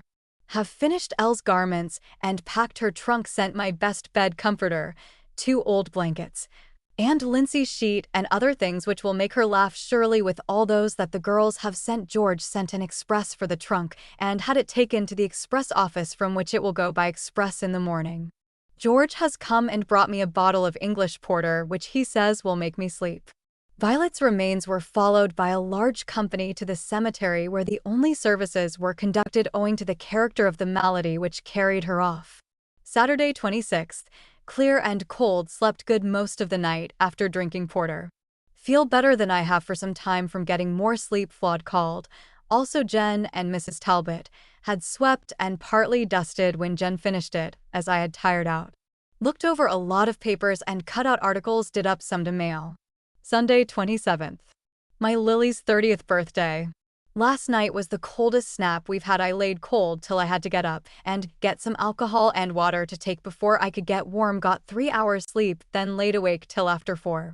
When I slept from the spirits I took till daylight. Helen came and built my fire yesterday morning, and this soul called as usual and spent a little while. Jen came afternoon to spend a day or 2. Monday 28th. Worked over the basque that Mrs. had altered after spoiling it the first time, as she had not fixed it to fit me better. Mary Kimball called on me after dark. Phoebe K. called and sat a while. She told me of poor Violet's suffering and how hard her father and mother took her death. She never witnessed such suffering. Tuesday, 29th. Mrs. T. came for Jen, and I got her to take me to Harold off. To see Bud found him and asked for $18 to pay school taxes. He gave me $25 and said the estate was to be settled in a short time as soon as Orson himself and their mothers could meet and talk things over. Went from there to City Hall to see Orson. From there to courthouse, where I paid the amount required, $18, which relieved my mind. I altered my basque again and covered the back to my big rocking chair. Wednesday, 30th. Made a pair of pillow ticks for Jen and emptied her feathers into them, then made a chair cushion and emptied an old one that shed the feathers. Lou Horrocks came down here, was sick with neuralgia, looked awful. I chided her for coming out, but she was feeling so lonely and bad. Couldn't help it, she said. Flawed called, said she was sick yesterday. George and Helen have gone to the wedding of one of Phil, Margaret's sons. Thursday, December 1st. Visited at George Piper's. Orson, his wife and children, and my 3 girls and Hen Dinwiddie were also there, and Mrs. Talbot to dinner. I was thinking that this was Wednesday until we got there, and Zine had been to meeting to have the baby blessed. Friday, 2nd, snowing all day. Felt somewhat discouraged being sicker from not sleeping enough. Orson called in. I asked him to remember me in his prayers, had to lay down once or twice, felt so bad, though I did some mending for Helen in exchange for her cleaning my rooms.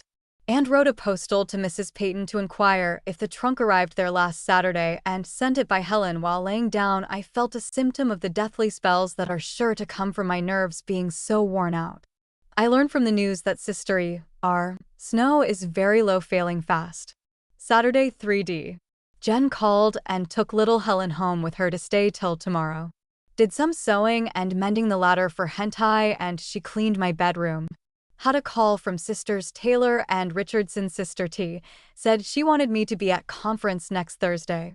Sunday, 4th. Had one of my worst nights for sleep, feel it sorely. Jen came afternoon, is feeling poorly, has pain which bespeaks speedy work. Soul paid his usual morning visit, told a peculiar and interesting dream. Orson, Bud, and Mary came to meet with me to arrange matters pertaining to the estate. After me signing my name to a document making all right with the law which deeded the property to me as the only wife, and to the minor children the means was dead up so much to each child and the mothers, which gave to Mary $370.75 CTS. And to me $225. Jenny and I retired early, but her pains increasing, I thought very likely she'd not get back to Talbot's, and sure enough, before we'd slept I was obliged to get up and dress and call on George Bourne to go quickly for Mrs. Talbot to get their DR here as soon as possible.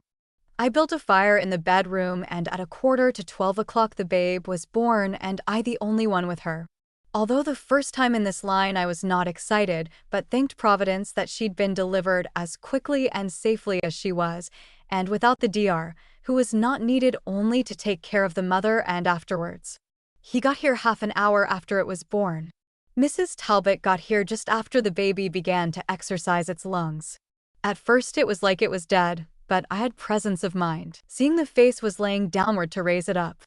I put my finger in its mouth when it began to breathe, and the body came in a moment afterwards. I felt that the Lord was with us and had blessed her in a remarkable manner. There was a surprise set around the next morning. I told the DR about my sleeplessness, and that had never been so bad before till since having the typhoid fever. He said it was no doubt owing to that, as it was an awful disease. He fixed my morphine with but little water and gave me 2 teaspoonfuls and told me to go right to bed.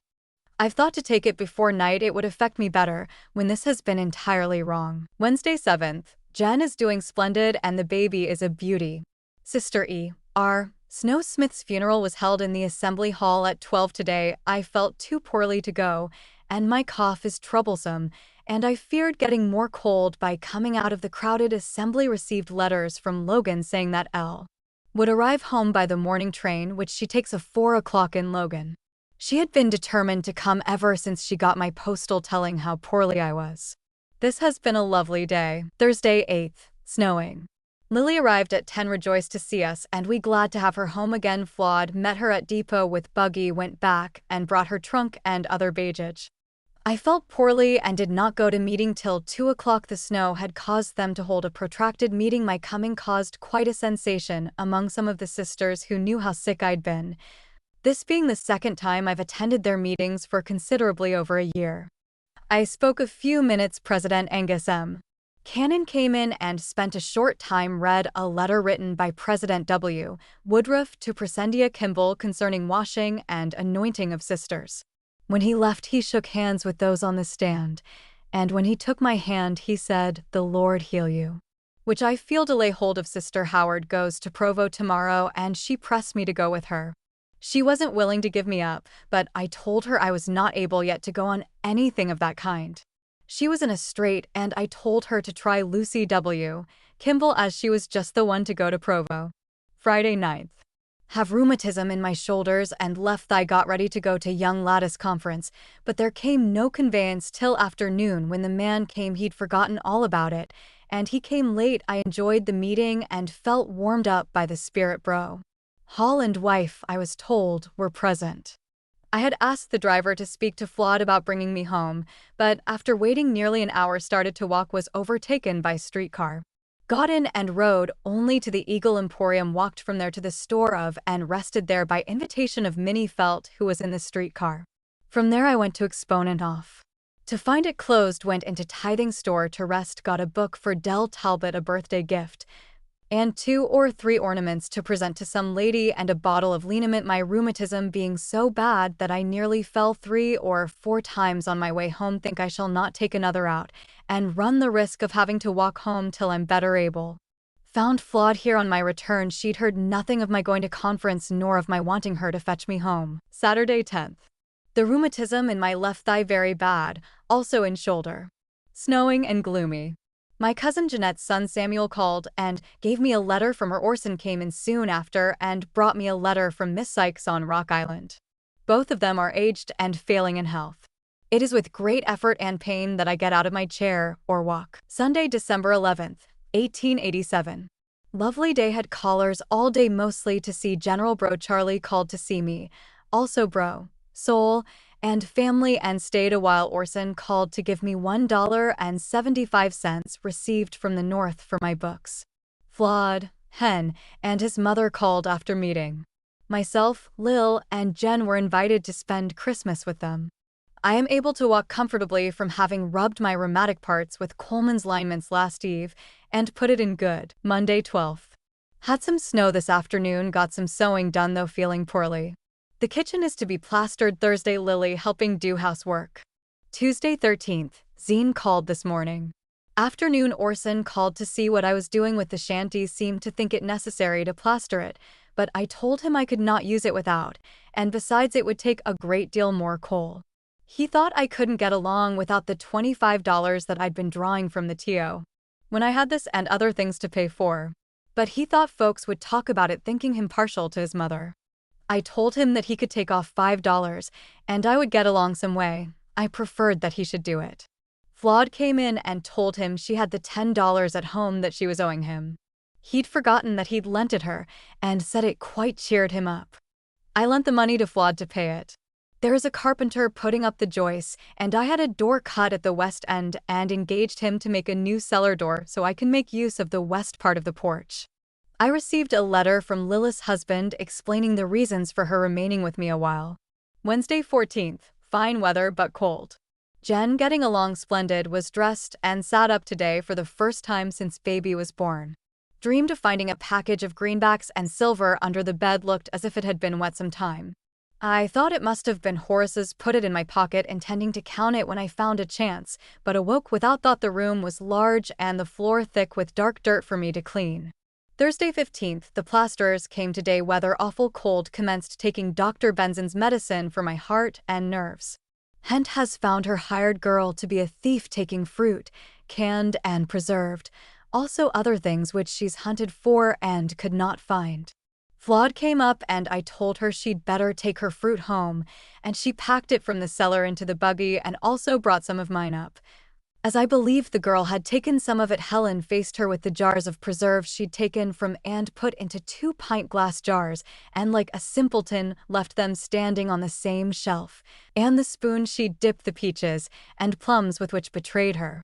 She denied all, but the evening before Hent dismissed her she was away to the funeral of a relative, and Hent went upstairs to her room, and in one of my bureau drawers, which I gave the girl the privilege of using, there was one of our bottles of beer, and one of Hent's finest glass tumblers, and Charlie's little looking glass. The next morning these things were shown her, and she denied everything. She said the beer was given her by her brother, and the glass she'd taken up to treat him when he came. This was the most convincing proof of her dishonesty, as Hentai told her. The beer being no other than our own. Besides, she would never invite her brother to go upstairs in this house, especially in a bedroom. We'd invited her to take beer when we had it at the table, but she'd refuse it with a look of disdain. When told that the beer had been drank, and that it was no other but our own, she was mute. She cried, and Helen was made sick over the affair, but she could not keep a thief in the house. Now I'm more anxious to get to myself to relieve Helen, though it will increase my expenses and worriment of mind. Friday 16th, laid awake the latter part of last night because I took no bromide. My cough worse done some mending. Elle received a postal from Logan. I paid the carpenter $7 in cash and $3.50 in TO. Orders for his work. He's made a new cellar door and finished his work, also the plasterers today, with the exception of whitewashing, which is to be done Monday if the walls is dry. Saturday 17th, snowing, sick from too little sleep, but have done some work. Sunday 18th, cleaned my parlor, as Orson and Sol were coming to bless Jenny's baby. Orson was mouth and gave the babe the name of Edward Lee, and a great blessing was pronounced upon it. Mrs. Talbot was present. Her Alva is real sick with croup flawed, and Hen called on the way to our ward meeting. Tuesday 20th, slept so poorly, feel it sorely today. Snowed all day yesterday. Worked over my kitchen carpet most of the day and feel perfectly used up by this job. Then went to help lay it and took cold, felt chilly. I hired a woman to clean, and about noon the whitewash man came and finished the kitchen. The weather very pleasant but cold. Sister Paramore went to Exponent off. And got my papers. Wednesday 21st, felt sick all day from taking cold and working so hard, slept rather more than usual. Took a chill afternoon, laid down and slept a while. George brought a man from the co-op this morning and put my cook stove in the kitchen again. The weather is very cold. I wrote a note to Joseph Kingsbury to see if he'd speak for me a load of coal and have it sent me. Thursday 22nd. Feel much improved in health. Wrote a letter to my cousin Libby Waldron and sent my photo with it. Sister Paramore washed my dishes and set the things in the kitchen to rights. Lily is so much of a help to Helen that the latter don't know how to do without her. Mrs. T. called and says her Alva is better. He had the membranous croup instead of diphtheria. Friday 23d, nights terribly cold.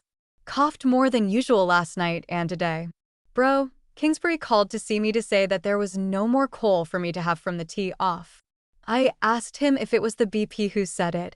He said, yes, that it was the mind of the bishopric. I took the chance to send my tithing from $2 received from the Whitney estate. I wanted to send the $2.25, but hadn't the change. I told Joseph I desired to pay all my tithing, but had not been able to from the rent, it having come in a shape that I couldn't get hold of it, etc.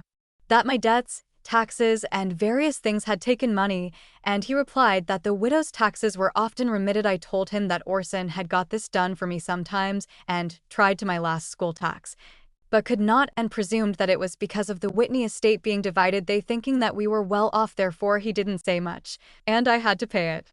Joseph said if they did like Father Whitney, they'd give the credit of tithing to the poor by taking it and writing it down in the books, and then give back the money. Joseph thought that I ought not to pay tithing as long as I had to receive assistance.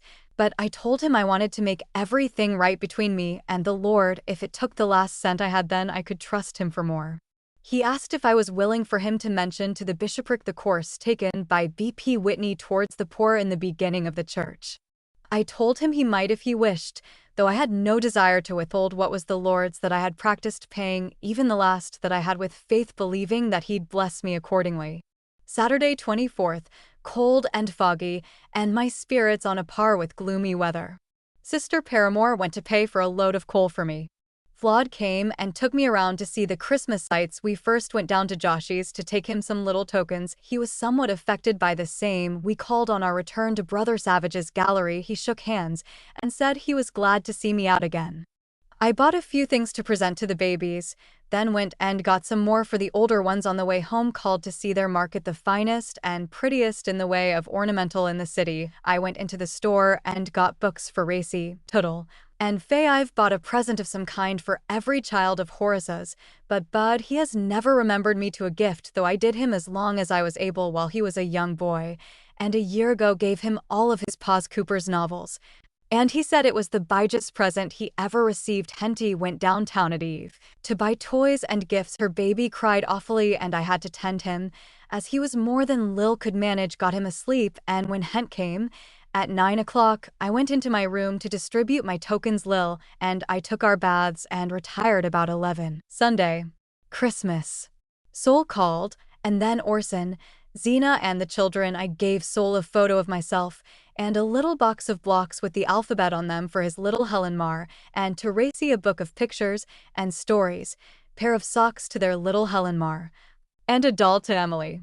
Gave books to Tuttle and Ray Whitney and an earthen ornament to Clark, to Hattie a Christmas card, to all the rest of Mary's children and herself. I gave my picture, except to Bud, he not calling on me though he and family came to his mother's. But it was what I'm accustomed to. Elle called Saturday and I gave her a Christmas card. I gave Lily a black basque, Jen some ruching, also some to Zine hentai and little Helen handkerchiefs. Little Bradford a dog and their paw 2 pair of socks, Flawed a glass fin a dish, which she liked being a home article. I was surprised that these little things cost so much, but I felt that I must give to all some small token, thinking that maybe I'd never be able to do the like again. Those I gave my picture to said I couldn't have given them anything they'd thought more of. My gifts were as follows: a lovely waste basket from Orson and Zine, a fascinator, which were needful things, from Elle and Deck, a fine embroidered handkerchief, and a Christmas card M. Piper gave me. Clark Whitney a fruit picture, and Tuttle a silk handkerchief. Mary was to give me her photo, but couldn't get them in time. Jen gave me a white silk handkerchief and a box of fine paper and envelopes for society use. George and Hentai a fine spittoon. Flawed and Hen a large and richly bound album and some wine. I sent Mary Kimball my likeness and a bottle of homemade beer. Gave Vic Jackman my picture as she asked me for one. Hen and Flawed came for me and Lil about 12. Everything down to Sister Dinwiddie's was nice. There were only a few there and they of her family. I being tired out and chilling all the day, bad with rheumatism etc., had to lay down. Fever came on, and I went to sleep for a while, felt better for it. Sister Dinwiddie presented me with The Bells by Edgar Allan Poe.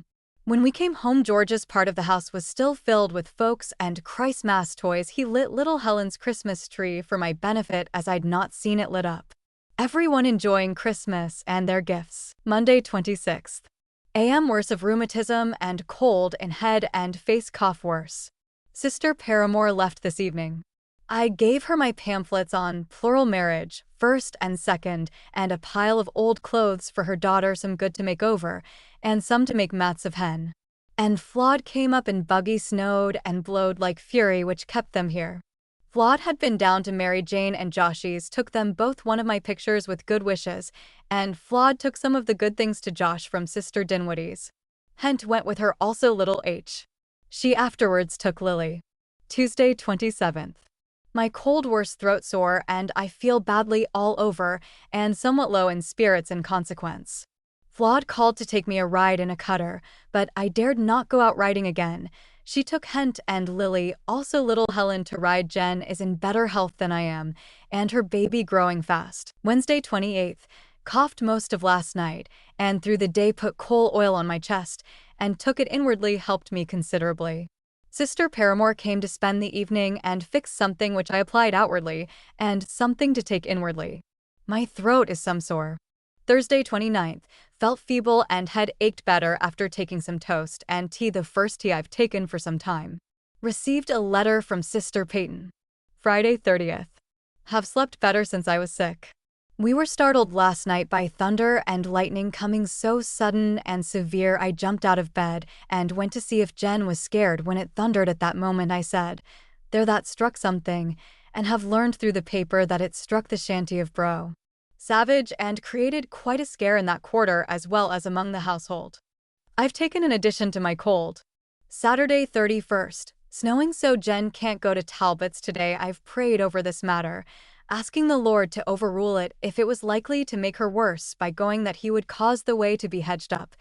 But if it was wisdom, that I might not worry any more over it. My mind is not at rest over the thought of her climbing a long pair of stairs, which is suicide to a woman in her present state, or in my own.